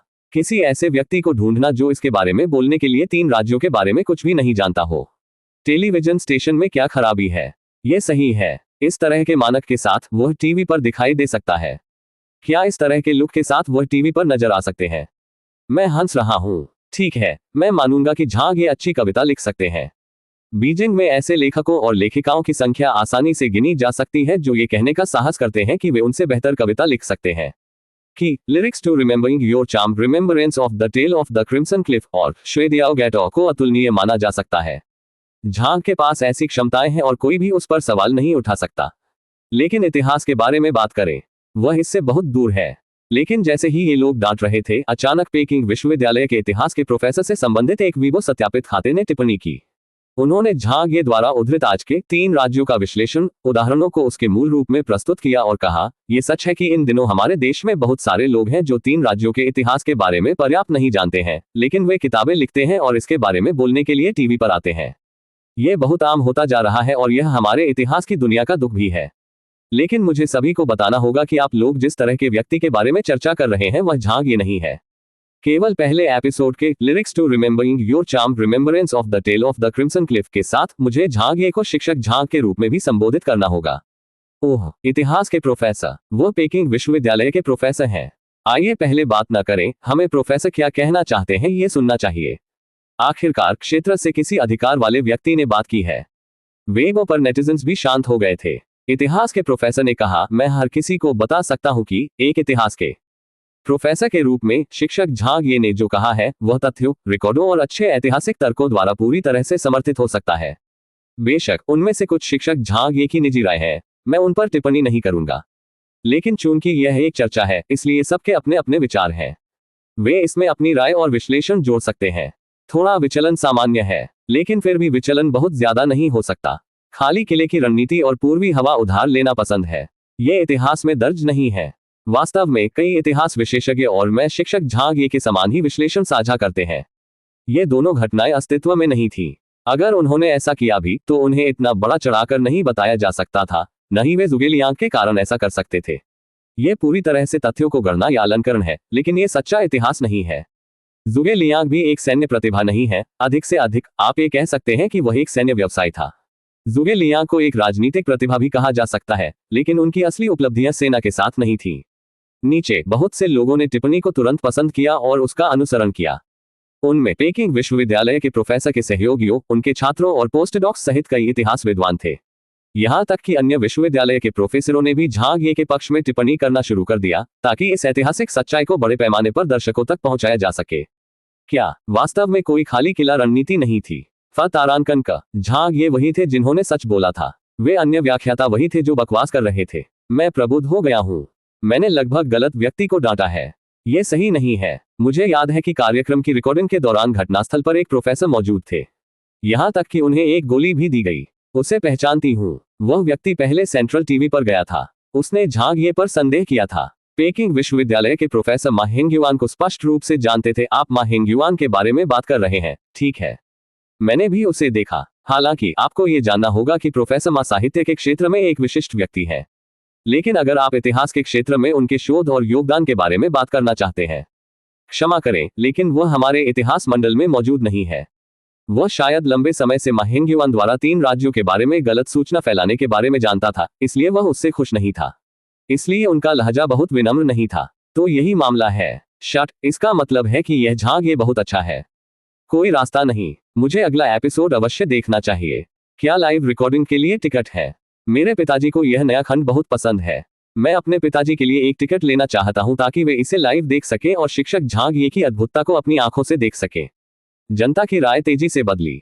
बहुत से लोगों को अब झांग ये पर संदेह नहीं था। इतने सारे इतिहास के प्रोफेसर और विद्वान इसकी पुष्टि कर रहे हैं, कौन कुछ कह सकता है। अंत में पेकिंग विश्वविद्यालय के प्रोफेसर और कुछ इतिहास के प्रोफेसरों ने व्याख्यान कक्ष की सिफारिश की। मैंने स्नातक छात्रों के लिए अपने आगामी पाठ के विषय के बारे में नहीं सोचा था, लेकिन अब मैंने इसके बारे में सोचा है। मैं उनसे झांग ये के 3 साम्राज्यों का विश्लेषण का गहन विश्लेषण करवाऊंगा। यह एक अच्छा कार्यक्रम है। यह एक ऐसा कार्यक्रम है जिसमें झांग ये के व्यक्तिगत विचारों के साथ वास्तविक इतिहास का मिश्रण है जो ऐतिहासिक तर्क से सहमत है। अगर मेरे पास मौका है तो मैं वास्तव में शिक्षक झांग ये के साथ आमने सामने बातचीत करना चाहता हूं। मैं भविष्य में हर एपिसोड देखूंगा। यह देखकर झांग ये ने तुरंत उत्तर दिया, प्रोफेसर आप बहुत दयालु हैं। बोलने के लिए कोई आदान प्रदान नहीं है, मुझे आपसे सीखना चाहिए। पेकिंग विश्वविद्यालय के इतिहास के प्रोफेसर ने कहा, आप विनम्र हैं शिक्षक झांग। अपने ऐतिहासिक मानक और व्याख्यान क्षमता के साथ यहां तक कि सिंघुआ या पेकिंग विश्वविद्यालय में भी आप कम से कम एसोसिएट प्रोफेसर की उपाधि प्राप्त करेंगे। एसोसिएट प्रोफेसर, यार मैं एसोसिएट प्रोफेसर भी बन सकता हूं, लेकिन वह असंभव क्यों था? झांग ये ने याद किया कि उनकी दुनिया में कई प्रसिद्ध मेजबान थे जो अपनी नौकरी छोड़ने के बाद व्याख्यान देने के लिए एसोसिएट प्रोफेसर बनने के लिए विश्वविद्यालयों में गए थे। उनमें से कुछ ने तो मेजबानी को एक किनारे के रूप में ले लिया, जबकि उनके पास विश्वविद्यालय में एक आंतरिक स्थिति थी। शिक्षा जगत में यह दिशा बुरी नहीं थी। झांग ये थोड़ा प्रलोभित था, लेकिन वह जानता था कि प्रोफेसर सिर्फ एक टिप्पणी कर रहा था। उसके पास अभी तक प्रमाण पत्र नहीं थे, उसे खुद को साबित करना था। शिक्षक झांग प्रभावशाली है। शिक्षक झांग ये, मैं आपसे प्यार करता हूं। मेरे घर पर 3 टेलीविजन है। भविष्य में प्रत्येक लेक्चर रूम एपिसोड में मैं तीनों टेलीविजन चालू करूंगा। ठीक है, लेकिन ऐसा लगता है कि टेलीविजन स्टेशन की रेटिंग की गणना नमूना आंकड़ों के माध्यम से की जाती है। 3 टेलीविजन शायद किसी काम के नहीं होंगे। मुझे वास्तव में थ्री किंगडम्स पसंद नहीं है, नहीं मैंने उपन्यास पढ़ा है। लेकिन जब तक ये शिक्षक झांग का काम या खंड है, मैं बिना शर्त इसका समर्थन करूंगा। उस पंक्ति के कारण नदी और पहाड़ आज के परिदृश्य को चित्रित करते हैं, जहां कभी कई साहसी और वीर पुरुष हुआ करते थे। मैं टीचर झांग का कट्टर प्रशंसक बन गया हूं। ठीक कहा शिक्षक झांग। ये की हर कविता बहुत क्लासिक है। जब टीवी पर दिखाया गया तो ये बहुत तेज था, इसलिए मैंने इसे स्पष्ट रूप से नहीं देखा। मुझे उम्मीद है कि शिक्षक झांग ये मूल पाठ पोस्ट करेंगे। संदेह समाप्त होने के बाद जो कुछ बचा था वह झांग ये के प्रशंसकों का उत्साह था। झांग ये ने अपने प्रशंसकों के अनुरोध का जवाब दिया। उन्होंने तुम्हारे आकर्षण को याद रखने के लिए गीत क्रिम्सन क्लिफ की कहानी का स्मरण पोस्ट किया। देखते ही देखते सभी ने इसे फॉरवर्ड और लाइक करना शुरू कर दिया। इसके अलावा सभी टिप्पणियां प्रशंसा से भरी थी, बाकी सब कुछ खत्म हो गया। शुरू में लोग अनिश्चित थे या झांग ये के 3 राज्यों के विश्लेषण को नहीं समझते थे, इसलिए कई आलोचनाएं और संदेह थे। लेकिन इस कविता के साथ एक भी व्यक्ति ने इसकी आलोचना करते हुए बयान जारी नहीं किया। ये कविता बहुत अच्छी थी। 3 राज्यों के युग में रोमांस, युद्ध और नायकों की उपस्थिति इस टुकड़े में स्पष्ट रूप से सन्निहित थी। कई लोगों का तो ये भी मानना था कि 3 राज्यों पर लिखी सभी कविताओं में से यह कविता सबसे अच्छी थी और कि इसकी तुलना करने लायक कोई चीज नहीं थी। अध्याय 136, एक लाइव टिकट प्राप्त करने की कठिनाई। 4 बज गए। कार्यक्रम प्रसारित होने के 2 घंटे बाद ऑनलाइन प्रतिक्रियाएं और समीक्षाएं और अधिक तीव्र हो गईं। चर्चाएं और तारीफें होती रहीं। बीजिंग के बाहर के कुछ क्षेत्र जैसे हेबेई प्रांत या पूर्वोत्तर प्रांत बीटीवी आर्ट्स चैनल का प्रसारण प्राप्त करने में सक्षम नहीं थे, लेकिन वे उत्सुक हो गए और इसकी ट्रेंडिंग खबरों के साथ ऑनलाइन वीडियो खोजने के लिए आगे बढ़े और स्ट्रीमिंग पर लेक्चर रूम का पहला एपिसोड देखा। वेबसाइटें प्रोग्राम वायरल हो रहा था। यह सचमुच वायरल था। कुछ ही समय बाद कुछ लोग अचानक हुफी की टीम के कार्यालय के बाहर घूमने लगे। एक 30 वर्षीय महिला और 2 युवकों ने अंदर देखा और कहा, क्षमा करें, क्या ये एक व्याख्यान कक्ष का कार्यालय है? जियोलू, जो उनके सबसे करीब था, ने उत्तर दिया, हाँ। आप किसे ढूंढ रहे हैं? महिला ने कहा, यह इस तरह है, हम बीटीवी स्पोर्ट्स चैनल से हैं और आपके साथी सहकर्मी हैं। मैं पूछना चाहूंगी कि क्या लेक्चर रूम के लिए आज की रिकॉर्डिंग के लिए कोई टिकट है? जियोलू ने हुफी की ओर देखा। नेता, वहां है। जो हमने वितरित किए उनके अलावा हमारे पास अभी भी लगभग 50 टिकट बचे हैं। हुफी ने दराज खोली और उदारतापूर्वक जियोलू को टिकट दिए। मैं उनके बारे में लगभग भूल ही गया था। कृपया उन्हें अपनी इच्छानुसार वितरित करें। हुर हुर। जियोलू ने उन्हें 3 टिकट दिए। महिला ने कहा, बहुत बहुत धन्यवाद। अगर कोई प्रतियोगिता है, जब तक वह खेल से संबंधित है, हमारे पास निश्चित रूप से कुछ टिकट होंगे। बस हमें ढूंढो। जियोलू मुस्कुराया। ये ठीक है, हम सभी सहकर्मी हैं। अंगूठी अंगूठी अंगूठी। अचानक होगे का फोन बजा। होगे ने उत्तर दिया, हेलो ओल्ड सन, मैं अभी व्यस्त हूँ। ये लगभग रिकॉर्डिंग का समय है। मैं आपको आज रात वापस कॉल करूंगा। फोन करने वाला टेलीविजन स्टेशन से कोई लग रहा था। फोन मत रखो। पहले मुझे लेक्चर रूम के लिए कुछ टिकट दिलाने में मदद करो। मेरे कुछ दोस्त हैं जो शो को बहुत पसंद करते हैं। चूंकि वे जानते हैं कि मैं यहाँ काम करता हूँ, वे इस बात पर जोर दे रहे हैं कि मैं उनके लिए टिकट दिलाने में मदद करूँ। मेरी देवी उनमें से एक है। बूढ़े भाई, तुम्हें यहाँ मेरी मदद करनी होगी। मेरी खुशी तुम पर निर्भर है। मैं बाद में तुम्हें ढूंढने ऊपर आऊंगा। वह सेट है, इसलिए मेरे लिए कम से कम 3 टिकट छोड़ दो। हो जी अवाक रह गई और फोन रख दिया। बाहर फिर कोई था? क्या दफेई आसपास है? दफेई ने ऊपर देखा। यो, क्या वह साइंस चैनल का भाई वो नहीं है? वह भाई वो मुस्कुराया। दफेई, मेरे पिताजी और माँ लेक्चर रूम की लाइव रिकॉर्डिंग में भाग लेना चाहेंगे। मैंने सुना है आप लगभग 5 से 6 बजे शुरू करेंगे। तब मुझे 2 टिकट लेने दीजिए। दफेई ने उदारतापूर्वक सहमति व्यक्त की। जरूर, अगर चाचा और चाची देखना चाहते हैं तो कोई समस्या नहीं होगी। लहर दर लहर लोग टिकट मांगने आए। कुछ अपने लिए थे और कुछ दोस्तों के लिए थे। यहाँ तक कि लोग अपने माता पिता और रिश्तेदारों के बारे में भी पूछ रहे थे। पलक झपकते ही उनके 50 टिकट 40 से भी कम हो गए। इसमें तेजी से कमी आ रही थी, लेकिन टिकट मांगने आने वालों की संख्या बढ़ती जा रही थी। होगे, मुझे एक टिकट दो। भाई फी, क्या अभी भी कोई टिकट है? बस एक ही चलेगा। सिस्टर जियोलू, कृपया मुझे बस एक दे दो। मेरा दोस्त वास्तव में आना चाहता है। अगर मुझे उसके लिए एक नहीं मिलेगा तो मैं अपना चेहरा कैसे दिखाऊंगा? जियोलू को समझ नहीं आ रहा था कि हंसे या रोए, लेकिन मेरे पास कुछ भी नहीं है। कृपया मुझे एक खोजने में मदद करें। धन्यवाद। ओह, फिर ठीक है। शिक्षक झांग, क्या आप मुझे अपने 2 टिकट दे सकते हैं? जियोलू मदद के लिए केवल झांग एक ही ओर रुख कर सकता था। पहले के 50 टिकट पहले ही टीम को दे दिए गए थे। झांग ये ने स्वयं 10 टिकट प्राप्त किए थे। चूंकि वह स्टेशन पर ज्यादा लोगों को नहीं जानता था, उसने उन्हें जियोलू को सौंप दिया, उन्हें ले जाओ। आज दोपहर हुफी की कार्यक्रम टीम की अत्यधिक मांग हो गई थी। उनसे टिकट पाना कठिन था। बाद में विज्ञापन अनुभाग के लोग जो झांग ये को पहले से जानते थे वे भी कुछ टिकट चाहते थे, लेकिन झांग ये के पास कोई नहीं बचा था। वह व्यावहारिक रूप से खाली था। जियोलू ने अपना पसीना पोंछा, तो क्या हमारा कार्यक्रम इतना लोकप्रिय है? होगे ने भी थककर कहा, अब जो भी आएगा मैं उसे टिकट नहीं दे पाऊंगा। मेरे पास भी टिकट नहीं है। हो डी को ध्यान आकर्षित करने में आनंद आ रहा था। उन्होंने कहा, जब हम अगली बार वहां जा रहे हो तो हम अपना सीना चौड़ा कर सकते हैं और गर्व महसूस कर सकते हैं। देखते हैं कौन ये कहने की हिम्मत करता है कि हमारा कार्यक्रम इसे नहीं बना सकता। झांग ये हंसे। अचानक उसने चारों ओर देखा। चेन चेन कहाँ है? जियोलू ने भी चारों ओर देखने में मदद की। मैं उसे आसपास नहीं देख पा रहा हूँ। वह कहाँ गई? वह खो नहीं सकती थी, है ना? होगे ने खुशी से कहा, क्या आप उस छोटी सी बच्ची को भी खो सकते हैं? कोई भी खो सकता है, लेकिन वह कभी नहीं खोएगी। उसे स्ट्रीट स्मार्ट मिल गया है।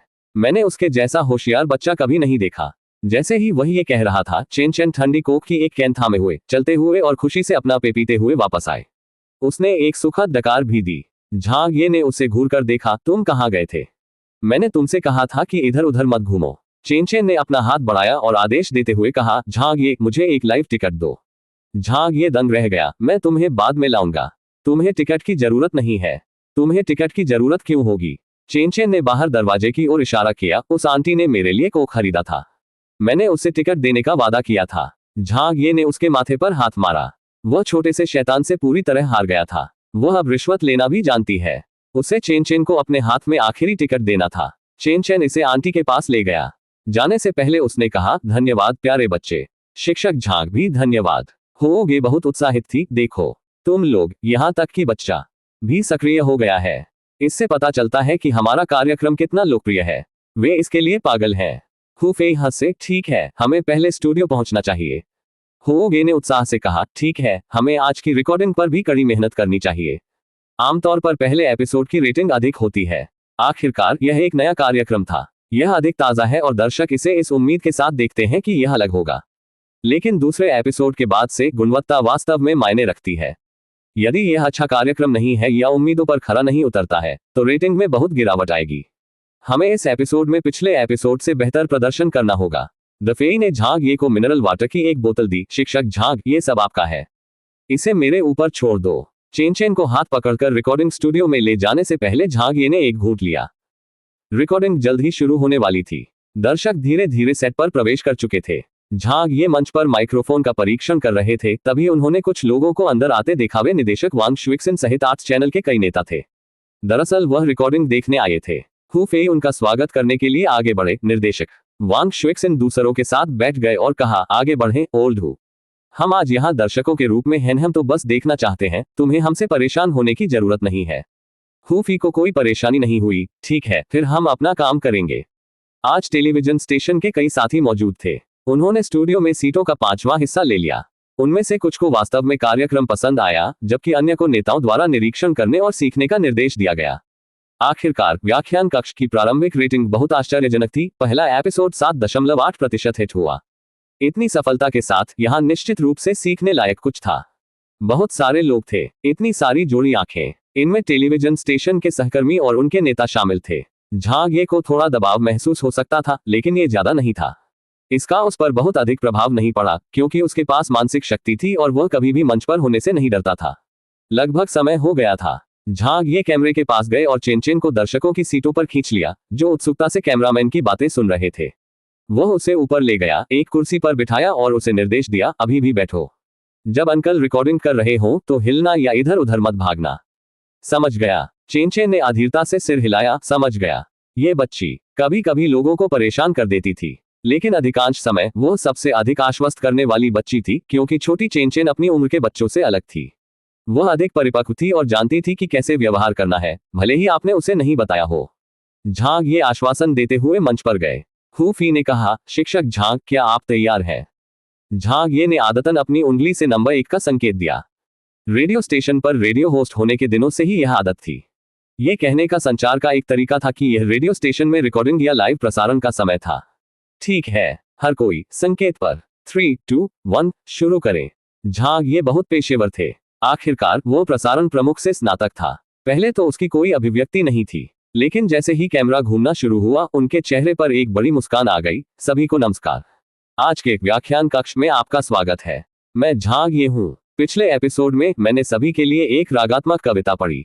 इसे बहुत अच्छी तरह से प्राप्त किया गया था। विशेष रूप से भाग हास्य के साथ उन्होंने ये देखने में मदद की कि वे की नौसेना के मस्तूल और खोपड़ियां धुएं में उड़ गईं और राख में बदल गई, जिसे कई सकारात्मक टिप्पणियां मिली। इसने झो यू की शीतलता पर प्रकाश डाला।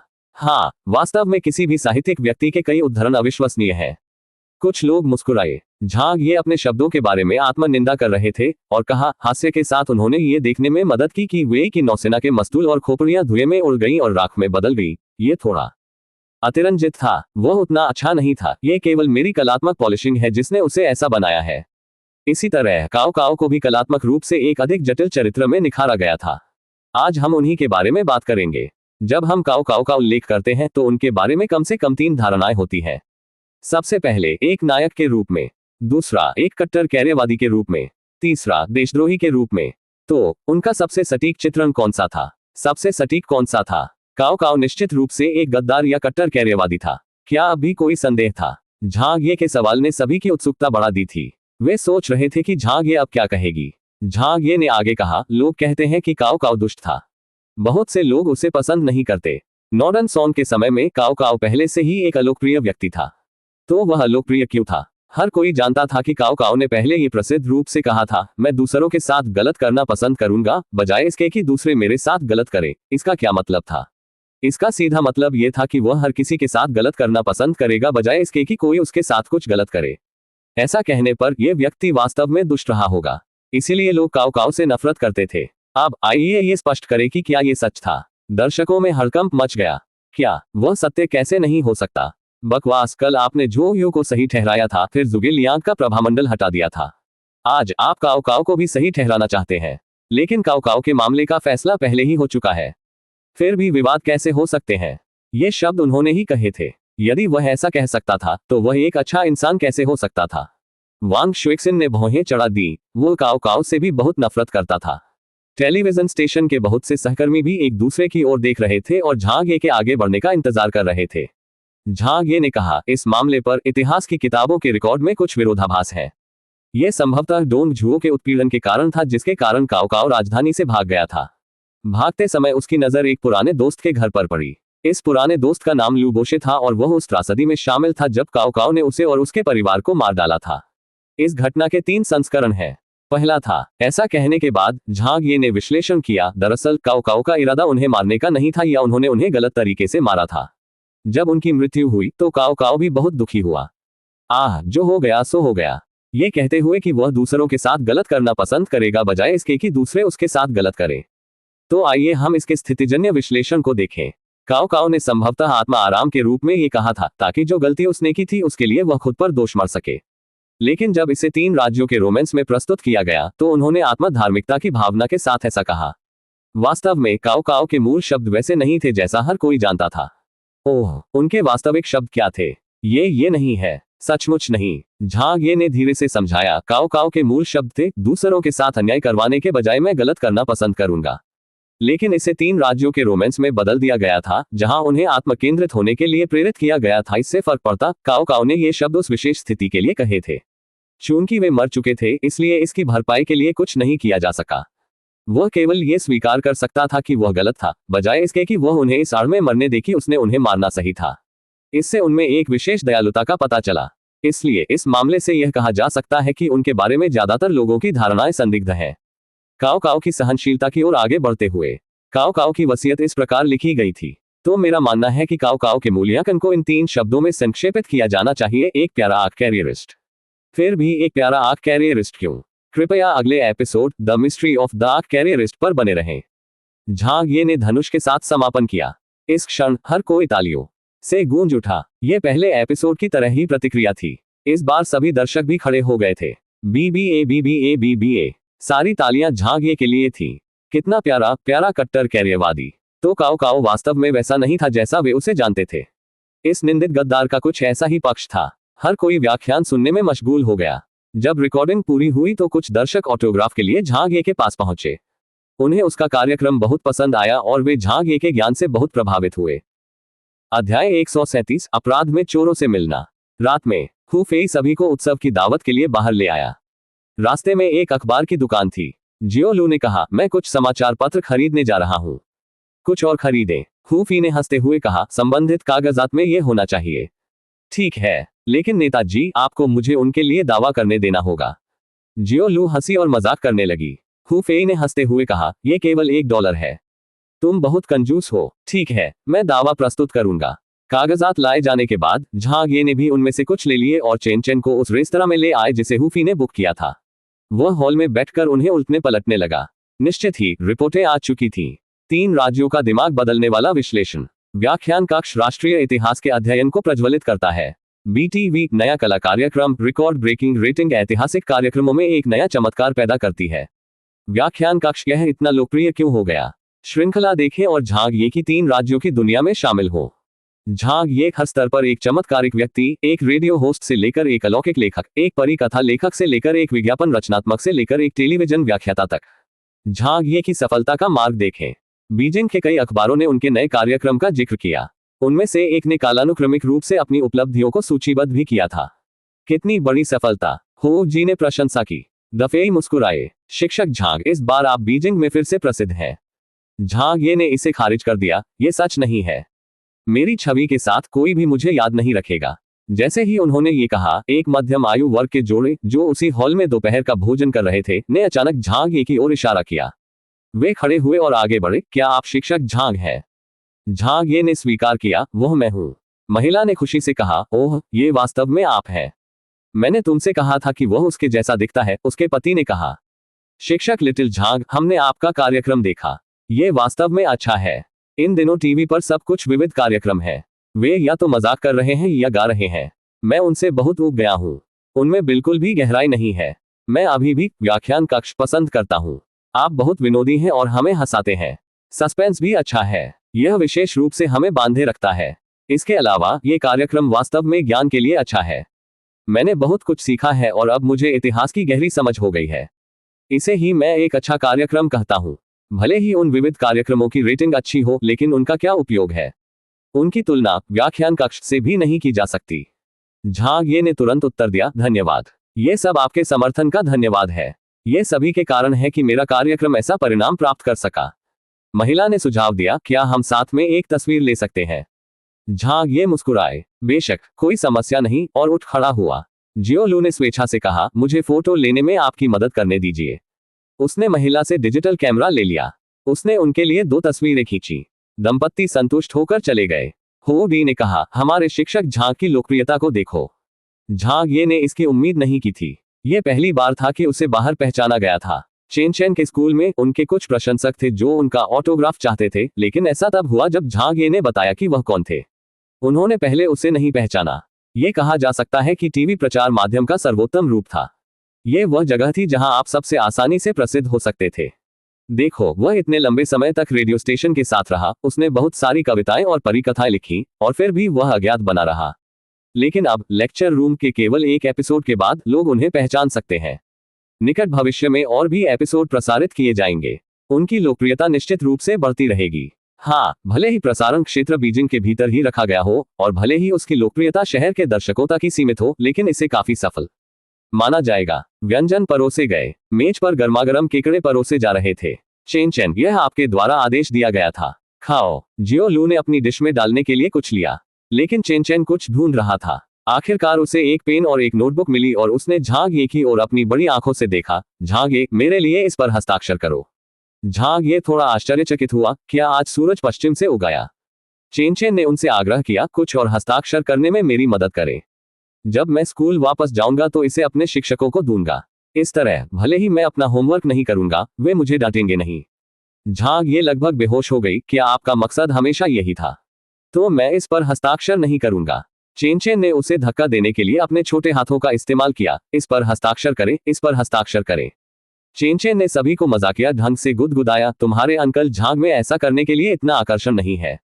चेन चेन ने अपने होंठ भींचे और कहा, उसके पास है। मेरी एक महिला शिक्षक उसकी कट्टर प्रशंसक है। मेरी फॉर्म टीचर भी है। महिला शिक्षक, होगे ने ईर्ष्या से कहा, आह, मेरे साथ ऐसा व्यवहार कब होगा? रात के खाने के बाद, मौज मस्ती करने के बाद सभी लोग घर चले गए। झांग ये चेन चेन के साथ जियाओमेन के लिए घर चला गया। जब वे पहुंचे, चेन चेन पहले ही सो चुके थे। झांग ये ने कार पार्क की और उसे जगाने की कोशिश की, लेकिन वह गहरी नींद में सोती रही। बच्चे के लिए यह एक लंबा दिन था। वह पूरे दिन टेलीविजन स्टेशन के आसपास उसका पीछा करती रही। झांग ये ने सीट बेल्ट खोली और उसे अपनी बाहों में ले लिया। अरे वह काफी भारी थी। वह मुड़ा और ऊपर जाने के लिए लिफ्ट में चला गया। Dong Dong Dong Dong Dong. मकान मालकिन आंटी, झांग ये दरवाजे के बाहर से चिल्लाया। लगभग रात के 9 बजे थे। घर में कोई आवाज नहीं आ रही थी। क्या राव एमिन अभी भी घर पर नहीं थे? चीख ने छोटे चेनचेन को जगा दिया था। उसने प्यार से अपनी आंखें मली। झांग ये, मैं सोना चाहती हूँ। मुझे पता है, लेकिन मुझे लगता है कि तुम्हारी चाची घर पर नहीं है। झांग ये ने दस्तक देना जारी रखा। अचानक घर के अंदर से हल्की सी हलचल की आवाज आई। चीख। तभी एक और आवाज आई। डिंग डांग। शोर तेज नहीं था, लेकिन झांग ये और चेनचेन दोनों ने इसे सुना। अंदर कोई है। झांग ये स्तब्ध रह गया। चेनचेन ने कहा, वहां एक चोर है। एक चोर? झांग ये की अभिव्यक्ति बदल गई। शायद मकान मालकिन आंटी घर पर होंगी। क्या उसे चोर ने बांध दिया था? सुनकर चेनचेन ने कहा, यह संभव नहीं है।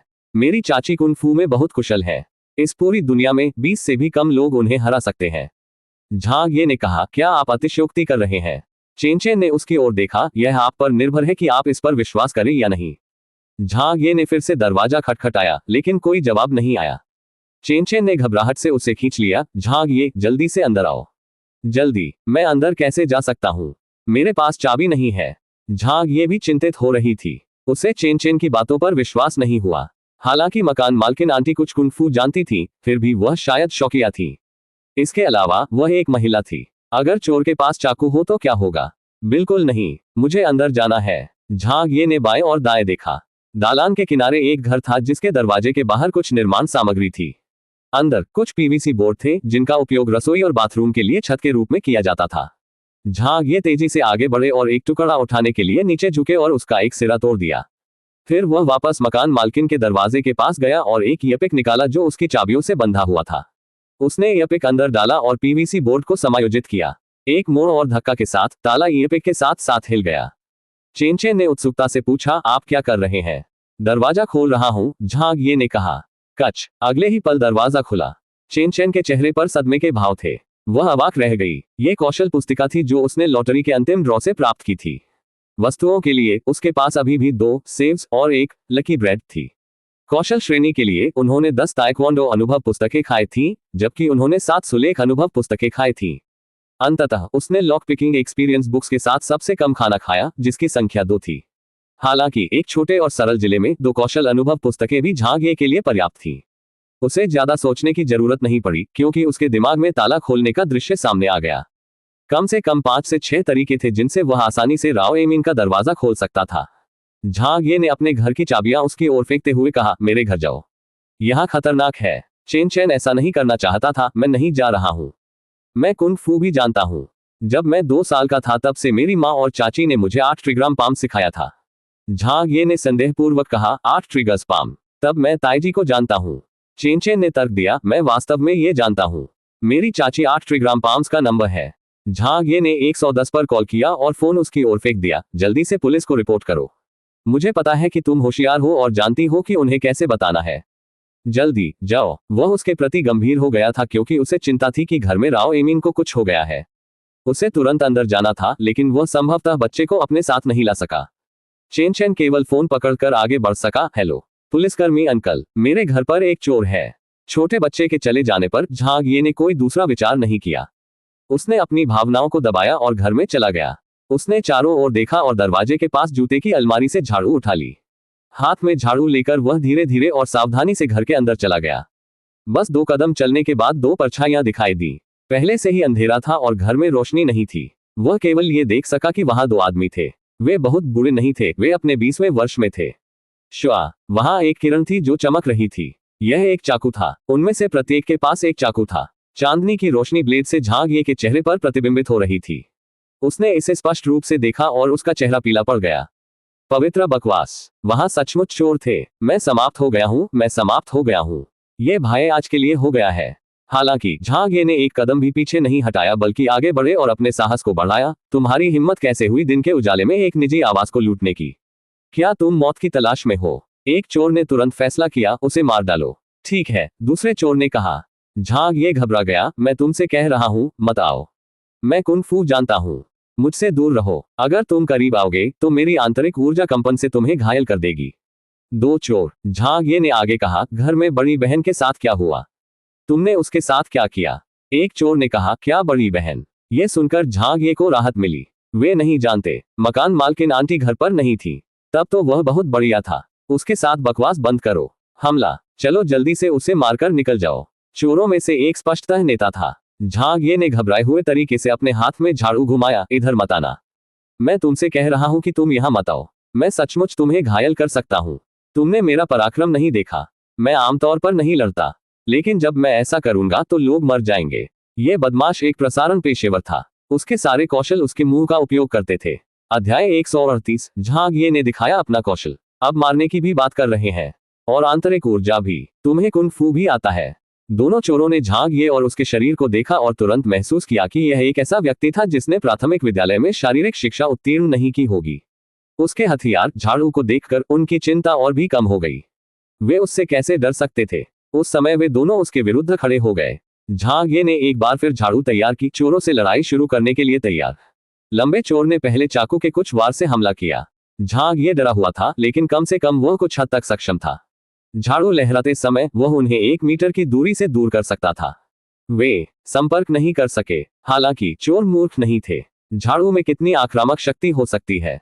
एक चोर ने आगे बढ़ने का फैसला किया और झांग ये की झाड़ू के 2 प्रहारों को नजरअंदाज कर दिया। यह विशेष रूप से दर्दनाक नहीं था। वह झांग ये के साथ घनिष्ठ युद्ध करना चाहता था क्योंकि चमकदार तलवार उस पर वार कर दी गई थी। झांग ये ने झाड़ू नीचे फेंक दी क्योंकि उसके पास कोई विकल्प नहीं था। दोनों चोरों ने व्यंग्य किया और पास आने लगे। यह अज्ञात था जब चेन चेन अचानक उसके पीछे आ गया। झांग ये चिंतित थी। अरे बच्चे, तुम यहाँ क्या कर रहे हो? जल्दी जाओ, जल्दी करो। वह बता सकता था कि वे दोनों वास्तव में हत्या करने में सक्षम थे।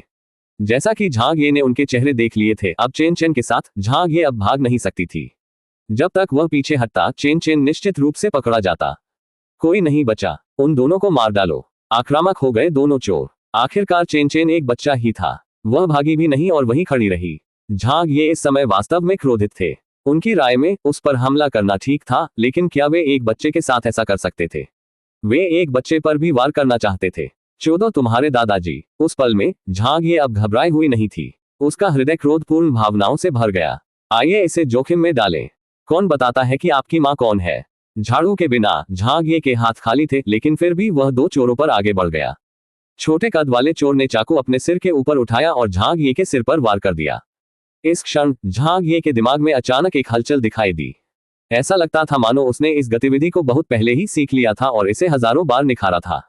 बिना कुछ सोचे समझे उसने अपना पैर उठाया और बहुत सटीकता से चाकू छोटे चोर के हाथ में मार दिया।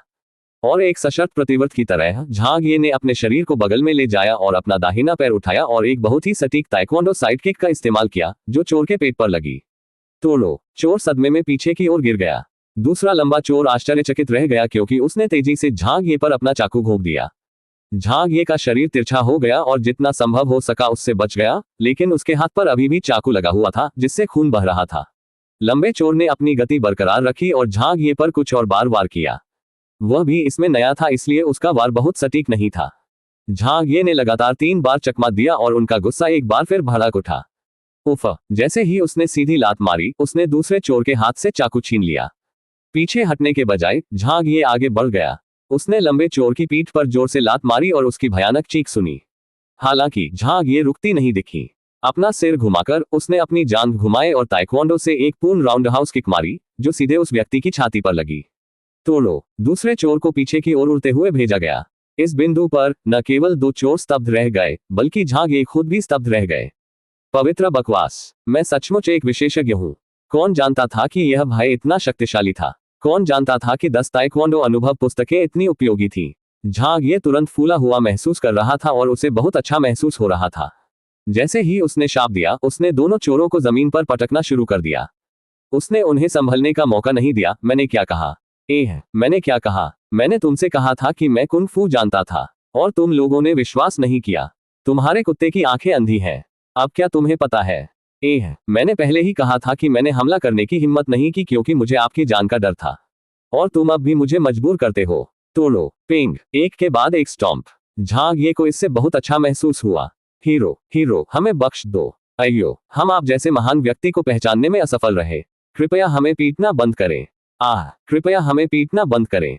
दोनों चोर गिड़गिड़ाने लगे। इस समय कई पड़ोसी चौंक गए। नीचे पुलिस की गाड़ियों के सायरन सुनाई दे रहे थे। 5-6 पुलिस वाले आए थे।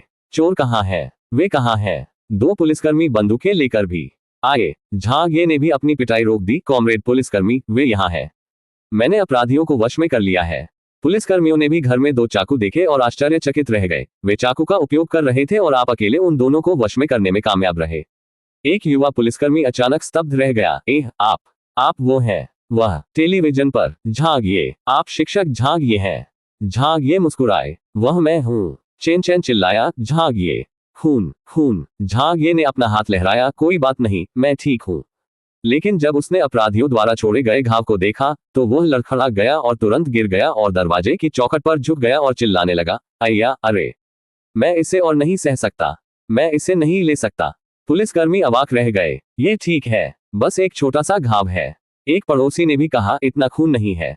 पुलिसकर्मी, जिसने झांगिए को पहचान लिया, ने कहा, क्या हमें एम्बुलेंस बुलानी चाहिए? झांगिए चिल्लाया जैसे कि वह एक सुअर का वध किया जा रहा हो, जल्दी करो और एम्बुलेंस को बुलाओ, जल्दी करो। अचानक राव एमिन की आकृति गलियारे में दिखाई दी। क्या हुआ? चेन चेन अपनी चाची पर झपटी और अपनी चाची को वापस देखकर उसकी कमर पकड़ ली। चाची, चोर हमारे घर आए। झांगिए घायल हो गया। राव एमिन का चेहरा डूब गया। तुम्हारे बारे में क्या तुम घायल हो गए थे? चेन ने कहा, मैं ठीक हूँ। इस पूरे समय झांगिए मेरी रक्षा कर रहे थे। एक महिला पड़ोसी ने कहा, जब मैं बाहर आई तो मैंने इसे देखा। छोटी झांग निश्चित रूप से अच्छी थी। शुरुआत में वह अपराधियों को हराने में असमर्थ था, लेकिन एक बार जब उसने देखा कि वे चेन पर हमला कर रहे थे तो लिटिल झांग क्रोधित हो गया और बिना किसी परवाह के उन पर हमला कर दिया। अंत में उसने दोनों चोरों को हराने के लिए कुछ लातों का इस्तेमाल किया। छोटे राव, आपका किराएदार निश्चित रूप से अच्छा है। आंटी ने अंगूठा ऊपर किया। अगर यह कोई और होता तो वे बहुत पहले ही भाग गए होते। जब पुलिसकर्मियों और पड़ोसियों ने यह सुना तो उन्हें झांगिए के प्रति सम्मान महसूस हुआ। एकमात्र अफसोस ये था कि झांगिए इस समय किसी बड़े नायक की तरह नहीं दिख रहे थे। पूरा गलियारा उसकी चीखों से भर गया जब उसने अपना हाथ ढका हुआ था। क्या एम्बुलेंस यहाँ है? क्या एम्बुलेंस यहाँ है? हर कोई। एक पुलिसकर्मी ने राव एमिन से पूछा, क्या आप मकान मालकिन हैं? राव एमिन ने उसे नजरअंदाज कर दिया और सीधे झांगिए की ओर चल दिया। मुझे देखने दो। उसकी बाह पकड़कर उसने झांगिए की पीठ पर एक एक्यूपंक्चर बिंदु दबाया। इसके बाद उसने उसकी बाह पर एक एक्यूपंक्चर बिंदु को जोर से दबाया। करीब 10 सेकंड तक मसाज करने के बाद उसने अपने हाथ छोड़ दिए। एम्बुलेंस की कोई आवश्यकता नहीं है। ये ठीक है, मैं इसे थोड़ी देर में आपके लिए पूरा कर दूंगा। एक चमत्कारी दृश्य घटित हुआ। झांगिए की बाह पर घाव से खून बहना बंद हो गया था। एक किराएदार ने कहा, मकान मालकिन आंटी, आप पारंपरिक चीनी चिकित्सा डॉक्टर हैं। झांगिए ने उत्सुकता से कहा, मुझे लगता है कि मुझे अस्पताल भेजना ज्यादा सुरक्षित है। क्या होगा अगर उनके चाकुओं पर जहर हो? हर कोई एक बार फिर घाटे में था। क्या आपको लगता है कि यह एक बुक्स या उपन्यास है? जहर। पुलिस ने चोरों को हथकड़ी लगा दी थी, लेकिन अचानक ऊंचे कद वाले चोर के होश उड़ गए और वह उछल पड़ा। वह भागने की कोशिश कर रहा था। राव एमिन ने उसकी ओर देखा। वह चोर से करीब 2 मीटर की दूरी पर थी, लेकिन जब उसने अचानक एक चाल चली तो ऐसा लगा जैसे वह 8 ट्रिगर्स की शैली में आगे बढ़ रही थी। वह भागी भी नहीं, बल्कि अपने शरीर को मोड़ते हुए और 2 कदम चलते हुए पलक झपकते ही चोर के पीछे आ गई थी। अपनी हथेली को थोड़ा ऊपर उठाकर वह आगे की ओर दबाव डाला। ऐसा नहीं लगा कि उसने किसी ताकत का इस्तेमाल किया हो, लेकिन जब उसकी हथेली भागते हुए चोर की जांघ से टकराई तो चोर अचानक उड़ गया और जोर से जमीन पर गिर पड़ा। कोई चीख नहीं निकली और चोर हिला तक नहीं। चोर फर्श पर निश्चल पड़ा रहा। वह बेहोश हो गया था। चोर की जांघ देख सभी की सांसें अटक गईं। उसकी जांघ विकृत हो गई थी। जानने के लिए पूछने की जरूरत नहीं पड़ी। उसकी हड्डियां टूट गई होंगी, बस उस एक हथेली से। वह हल्की हथेली, और यह एक फड़फड़ाती चाल की तरह लग रहा था। ये हड्डियां कैसे तोड़ सकता है? राव एमिन के हमले से उपस्थित लोग भयभीत हो गए, क्योंकि वे अवाक रह गए। झांगिए भी अवाक रह गया। आपकी बहन, क्या तुम इतने उग्र नहीं हो सकते? वह जानता था कि राव एमिन वास्तव में क्रोधित थी, लेकिन उसने कभी नहीं सोचा था कि वह इतनी शक्तिशाली होगी। राव चेन द्वारा पहले कहे गए शब्दों के बारे में सोचते हुए झांगिए को अचानक उस पर विश्वास हो गया। राव एमिन ने वास्तव में चीनी मार्शल आर्ट का प्रशिक्षण लिया था। यह 8 ट्रिग्राम पाम्स थे। हालांकि झांगिए ने पहले 8 ट्रिग्राम पाम्स देखे थे। कई बूढ़े दादा और दादी ने पाकों में ताइजी 8 ट्रिग्राम पाम्स बनाए, लेकिन इतने शक्तिशाली 8 ट्रिग्राम पाम्स किसने देखे थे? एक बूढ़े पुलिसकर्मी ने कहा, क्या ये छिपी हुई ताकत है? क्या इस दुनिया में सचमुच छिपी हुई ताकत है? एक युवा पुलिसकर्मी ने मुंह फाड़ा। ऐसा नहीं हो सकता, वह सिर्फ एक महिला है, वो छिपी हुई ताकत के बिंदु तक कैसे पहुंच सकती थी? दूसरे पुलिसकर्मी ने अविश्वास से धीरे से कहा, क्या ये कुछ ऐसा नहीं है जिसे केवल चीनी मार्शल आर्ट ग्रैंड मास्टर ही प्राप्त कर सकते हैं? और यह सब बस वही था जो उन्होंने सुना था। उन्होंने इसे पहले कभी देखा भी नहीं था। क्या चोर जमीन पर गिरकर अपनी हड्डियां स्वयं तोड़ सकता था? पुलिसकर्मी इसका पता नहीं लगा सके। चूंकि उनमें से किसी ने भी चीनी मार्शल आर्ट विशेषज्ञ को नहीं देखा था, उनमें से कोई भी नहीं बता सकता था, इसलिए वे केवल आंख मूंद कर अनुमान लगा सकते थे। आसपास के पड़ोसियों को समझ नहीं आया छिपी हुई शक्ति क्या है, इसका क्या मतलब है। एक बूढ़े पुलिसकर्मी ने राव एमिन की ओर सम्मानपूर्वक देखा। क्या मैं जान सकता हूं कौन? राव एमिन ने उस पर व्यंग्य किया, मैं सिर्फ अपार्टमेंट किराए पर लेने का काम करता हूं। बूढ़े पुलिसकर्मी ने अपना गला साफ किया, क्या यही मामला है? राव एमिन ने कहा, यहाँ के मामले सुलझ गए हैं। ठीक है, मेरे यहाँ कोई घायल हुआ है और बच्चे को कुछ झटका लगा है। क्या गवाही को कल तक छोड़ा जा सकता है? ठीक है, ठीक है, कृपया आराम करें, हम कल फिर आएंगे। बूढ़े पुलिसकर्मी ने समूह को और साथ ही दोनों चोरों को भी भगा दिया।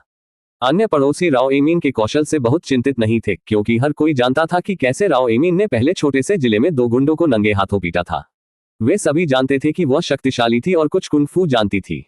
हर किसी का ध्यान झांग ये पर था। वह छोटी चेन की रक्षा के लिए बहादुरी से आगे बढ़ा था।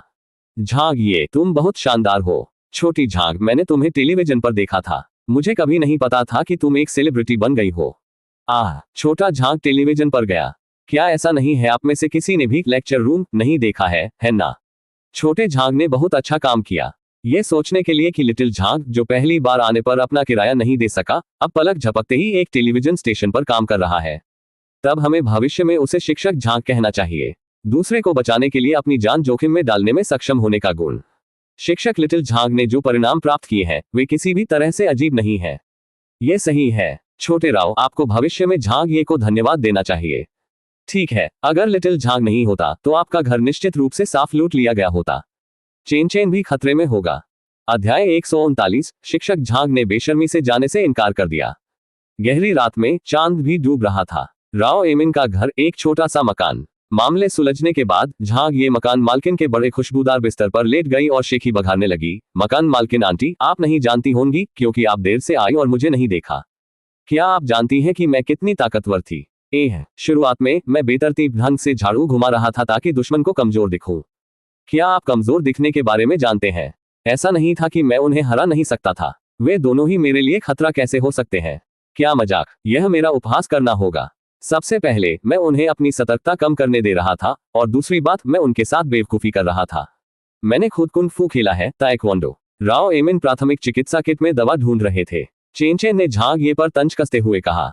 हुर। झांग ये ने मुस्कुराते हुए कहा, छोटे बदमाश, तुम्हारी इस प्रतिक्रिया से क्या हुआ? जो दयनीय स्थिति तुमने अभी देखी, वह मैं सिर्फ अभिनय कर रहा था। ये वास्तव में सिर्फ एक अभिनय था। मैं उनके साथ बेवकूफ बना रहा था। क्या तुमने चाचा की 2 मुख्य लातें देखी जिन्होंने चाकू उड़ा दिए? क्या यह दिलचस्प था? क्या यह शक्तिशाली था? हाँ, वह किसी देवता की लात के समान था। इसके अलावा मेरी सबसे सुंदर राउंड हाउस किक, वह व्यावहारिक रूप से पाठ्यपुस्तकों में पाया जाने वाला एक आदर्श उदाहरण था। क्या मैं अच्छा था? राव एमीन को एक पट्टी और मलहम मिला और उन्होंने उसे थप्पड़ मारा। डींगे हाँकना बंद करो, शांत लेटो। झांग ये ने चिंतित होकर उसकी ओर देखा। मकान मालकिन, आंटी, क्या आप इसे हल्का कर सकती हैं? क्या इस मरहम से दर्द होगा? अगर ये दर्दनाक है तो मैं निश्चित रूप से इसे बर्दाश्त नहीं कर सकती। आपको अवश्य ही। राव एमिन पहले ही मरहम लगा चुके थे। इसके साथ ही झांग ये जोर से चिल्लाई, आह, दर्दनाक, दर्दनाक, दर्दनाक। राव एमिन ने अपने घाव पर एक रुई की कली का इस्तेमाल किया। इसे सहन करो, भले ही ये दर्दनाक हो। ये सचमुच दर्दनाक है। मैं इसे बर्दाश्त नहीं कर सकता। मैं मर रहा हूँ, मैं मर रहा हूँ। झांग ये उसे मरहम का उपयोग करने से रोकने के लिए उसे धक्का देना चाहता था। राव एमिन दहाड़ते हुए बोले, बच्चे, आगे बढ़ना बंद करो। नहीं कर सकता, मुझे यह नहीं चाहिए। झांग ये बेशर्म हो गया। चेन ने उसकी ओर देखा। झांग ये, तुम बहुत बेशर्म हो। झांग ये ने चिल्लाकर कहा, तुम्हारा मतलब क्या है, बेशर्म? यदि तुम्हारे पास क्षमता है तो आओ और प्रयास करो। राव एमिन ने एक नजर डाली और बैठ गए और उसके घाव पर मरहम लगाने से पहले उसे छटपटाने से रोकने के लिए अपने शरीर को सीमित कर लिया, अपने आप को एक सांस्कृतिक कलाकार या मेजबान या टेलीविजन पर कोई कहने के लिए। देखो तुम क्या हो। झांग ये ने भी तुरंत चलना बंद कर दिया। सांस्कृतिक कलाकार भी लोग हैं। जब राव एमिन ने उसके घाव पर मरहम लगाया और पट्टी बांधी तो उसने कहा, तुम्हारे जैसे बच्चे को मेरे घर लौटने का इंतजार न करने के लिए किसने कहा? अगर तुम्हें लगता है कि घर पर चोर हैं तो बस मुझे फोन कर देना और मेरे लौटने का इंतजार करना। झांग ये ने बड़बड़ाते हुए कहा, क्या मैंने नहीं सोचा था कि आप घर पर थे और मुझे डर था कि आपको चोरों ने बांध दिया था और आप किसी खतरे में थे। अन्यथा क्या आपको लगता है कि मैं चोरों से लड़ना पसंद करूंगा? राव एमिन अभी भी उसके पास बैठा था। अगर उनमें से 20 भी होते तो वे मेरे करीब भी नहीं आ पाते, 2 चोर तो दूर की बात है। यह सोचने के लिए कि आप जैसा बच्चा शक्तिशाली अभिनय करना चाहता है। झांग ये ने गुर्राते हुए कहा, कौन जानता था कि तुम इतने शक्तिशाली हो? चेनचेन ने मुस्कुराते हुए कहा, मैंने पहले ही कहा था कि मेरी चाची को हराने वाले लोगों की संख्या अधिक नहीं है। राव एमिन ने उनका भाषण बीच में काटते हुए कहा, क्या आप बहुत ज्यादा नहीं बोल रहे हैं? घर लौटे और अपना होमवर्क करें। झांग ये भी उत्सुक थी और उसने पूछा, मकान मालकिन आंटी, क्या आप वाकई इतनी शक्तिशाली हैं? आप किस कुंग-फू का प्रशिक्षण लेते हैं? 8 ट्रिग्राम हथेलियां, आपने इसे कब सीखा? राव एमिन ने पट्टी में गांठ बांध ली, मेरे मामलों के बारे में कम पूछें। चाची, मैं अपना होमवर्क करने जा रहा हूं, चेनचेन ने अनिच्छा से कहा। राव एमिन ने अपना सिर घुमाया, एक क्षण रुके। क्या आपने अंकल झांग को धन्यवाद दिया है? चेनचेन ने दृढ़ता से स्वीकार किया और झांग ये की ओर देखा। धन्यवाद अंकल। झांग ये ने हाथ हिलाया, आपका स्वागत है। ये सुविधाजनक था। ये कुछ भी नहीं है। बच्चे के चले जाने के बाद झांग ये को अब अपने चेहरे की परवाह नहीं रही। मेरी दूसरी बांह भी दर्द में है। क्या यह मुड़ा हुआ था? राव एमिन के मुंह का कोना उसकी हताशा को दर्शाता है। झांग ये अपना चेहरा नीचे करके लेट गया और अपना हाथ उसके पीछे रखा। हाँ, मेरे लिए इसका इलाज करो। राव एमिन ने उसका हाथ पकड़ लिया और उस पर दबाव डालने लगा। झांग ये को बेहद सहज महसूस हुआ। अचानक उसने उसके हाथ की मालिश करना शुरू कर दिया और स्वाभाविक रूप से मकान मालकिन का हाथ झांग ये के हाथ में रख दिया गया। उसके हाथ बहुत पतले नहीं थे और थोड़े सख्त थे, फिर भी यह एक अलग एहसास दे रहा था। झांग ये बहुत आनंद ले रहा था। ये हो चुका है। राव एमिन उठे, आपकी चोट ठीक है। आप कुछ ही दिनों में ठीक हो जाएंगे। पानी को न छुएं और मटन, मछली और झींगा या मसालेदार भोजन जैसे उत्तेजक खाद्य पदार्थ न खाएं। एक बार जब भोजन का उल्लेख किया गया तो झांग ये को भूख लगी और वह राव एमिन की ओर देखने से पहले बिस्तर पर लुढ़क गई। मुझे भूख लगी है। मैं झाजियांग नूडल्स खाना चाहता हूँ। राव एमिन ने आंखें मूंद ली। तुम्हारे जैसा बच्चा स्वामी बन गया। झांग ये ने रोते हुए कहा, मैं गंभीर रूप से घायल हूँ, मैं हिल भी नहीं सकता।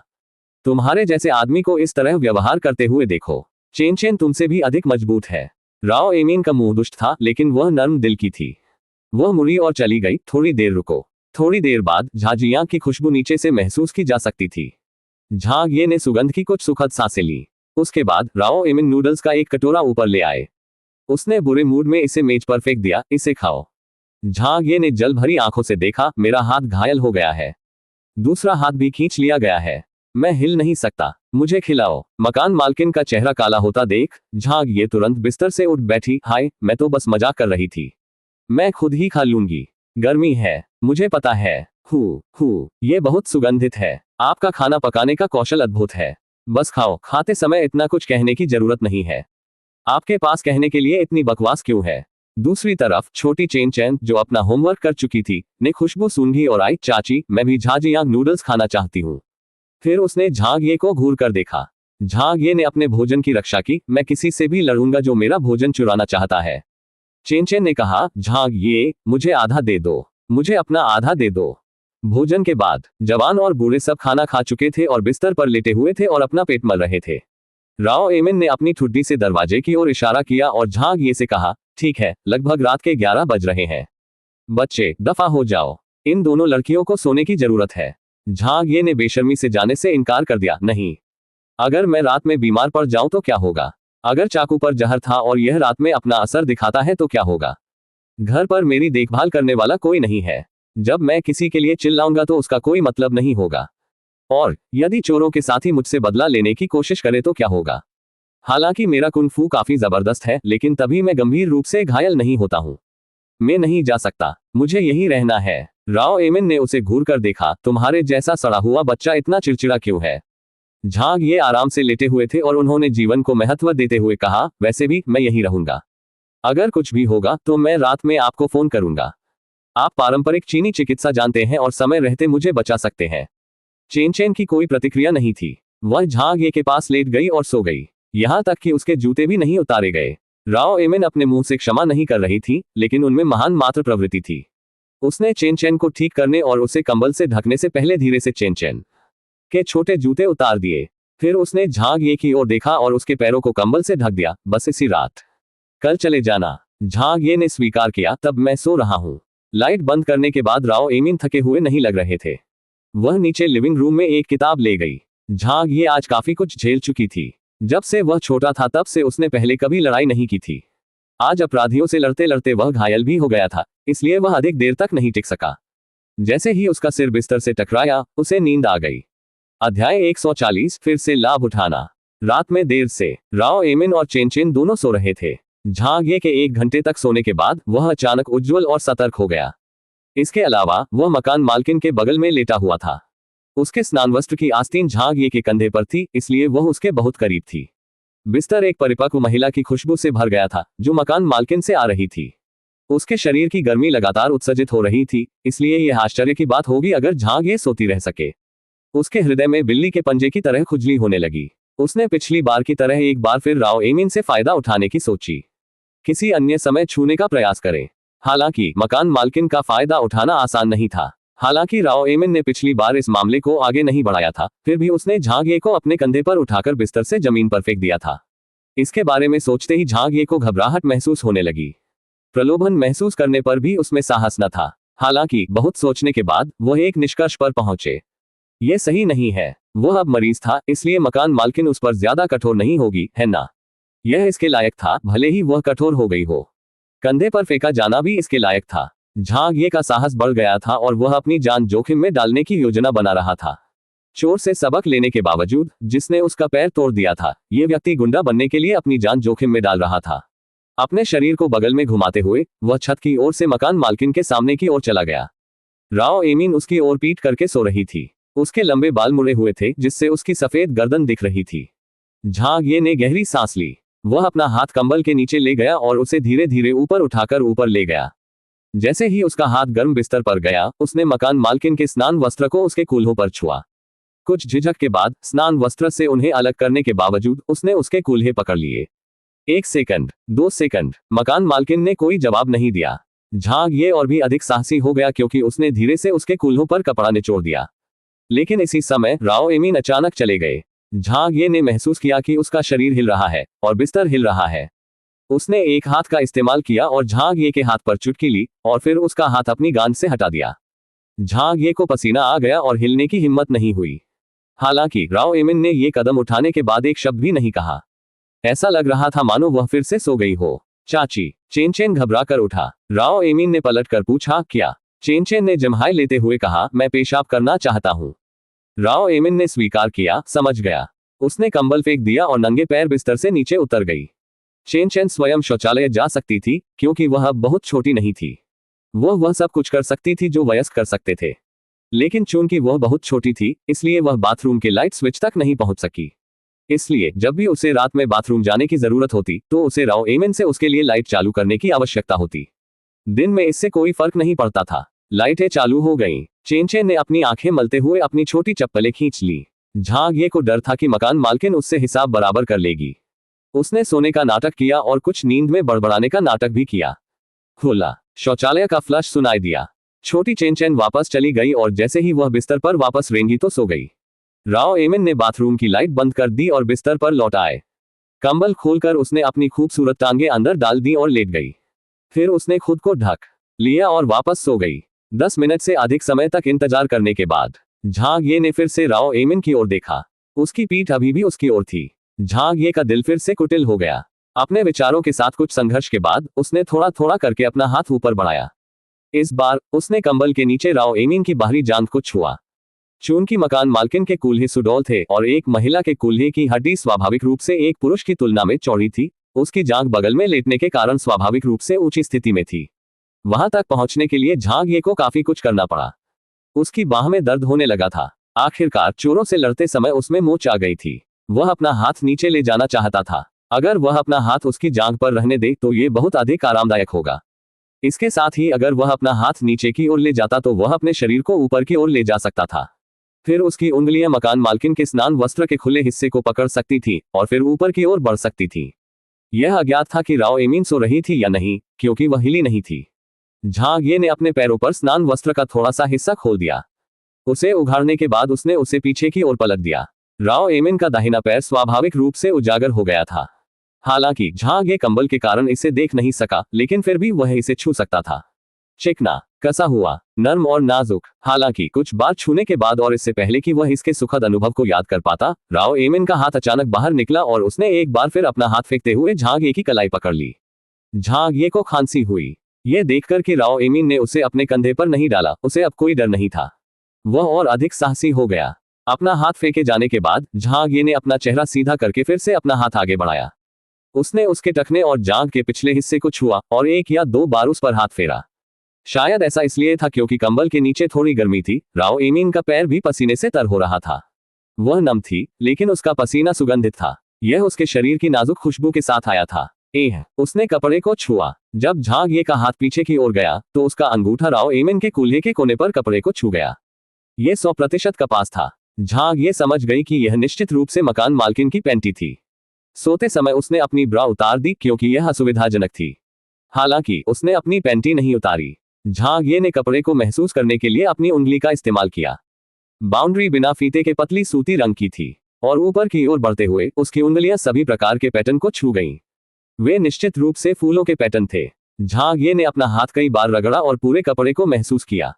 उन्होंने पाया कि यह संभवतः चपरासी के फूल या गुलाब थे। उन्होंने बेहद पारंपरिक अंडरगारमेंट्स पहने थे। झांग ये ने अपनी लार निगल ली क्योंकि उसे लगा कि उसका दिल गर्म हो गया है। इस समय राव एमिन पलट गए। अपनी तरफ होने से वह सीधी लेट गई। झांग ये ने डर के मारे तुरंत अपना हाथ खींच लिया। 1 सेकंड के बाद और राव एमिन को सोते हुए देखकर उसने फिर से अपना हाथ ऊपर कर दिया। इस बार उसने मकान मालकिन की कमर को छुआ। परिधि को महसूस करने के बाद झांग ये झिझकते हुए आगे बढ़ गया। उसने स्नान वस्त्र की बेल्ट को खोल दिया, जिसे छोड़ना बहुत आसान था। फिर उसने सावधानी से मकान मालकिन का ललाट का वस्त्र अलग कर दिया। उसने अपना हाथ बाथरोब में डाला और उसके पेट को छुआ। ओह, कोई निशान था। पहले झांग ये ने इसे देखा था, लेकिन उन्होंने इस पर ज्यादा ध्यान नहीं दिया। इस स्पर्श से उन्हें एहसास हुआ कि राव एमिन घावों से ढका हुआ था। उनमें से कुछ उभरे हुए थे और स्पष्ट रूप से चोटों के कारण बचे हुए थे। मार्शल आर्ट अभ्यासियों के लिए यह अपरिहार्य था। हालांकि झांग ये को उसके लिए अपने दिल में दर्द महसूस हुआ। राव एमिन अचानक बोले, क्या आप पहले ही सो सकते हैं? खांसी, हाँ, झांग ये ने शर्मिंदगी से कहा। राव एमिन ने अपना हाथ उसके कपड़ों से बाहर निकाला। सो जाओ, मुझे नींद आ रही है। चूंकि वह पहले ही बोल चुकी थी, झांग ये ने फिर से उतावले होने की हिम्मत नहीं की। अपना गला साफ करके वह ठीक से लेट गया और दोबारा मकान मालकिन को नहीं छुआ। हाय, उसके गुस्सा होने से पहले रुक जाना ही बेहतर था। अगर उसने वास्तव में राव एमिन को नाराज कर दिया होता तो शायद झांग ये में से 10 खुद मकान मालकिन द्वारा पीटे जाते। हालांकि उन्होंने बहुत लाभ उठाया था। झांग ये ने चुपके से अपना हाथ अपनी नाक पर ले जाया और उसे सूंघा। वह मकान मालकिन के पसीने की खुशबू से भरा हुआ था। बेशक यह वास्तव में विशेष रूप से सुगंधित नहीं था, लेकिन यह एक ऐसी गंध थी जिसने उसके दिल को आराम दिया।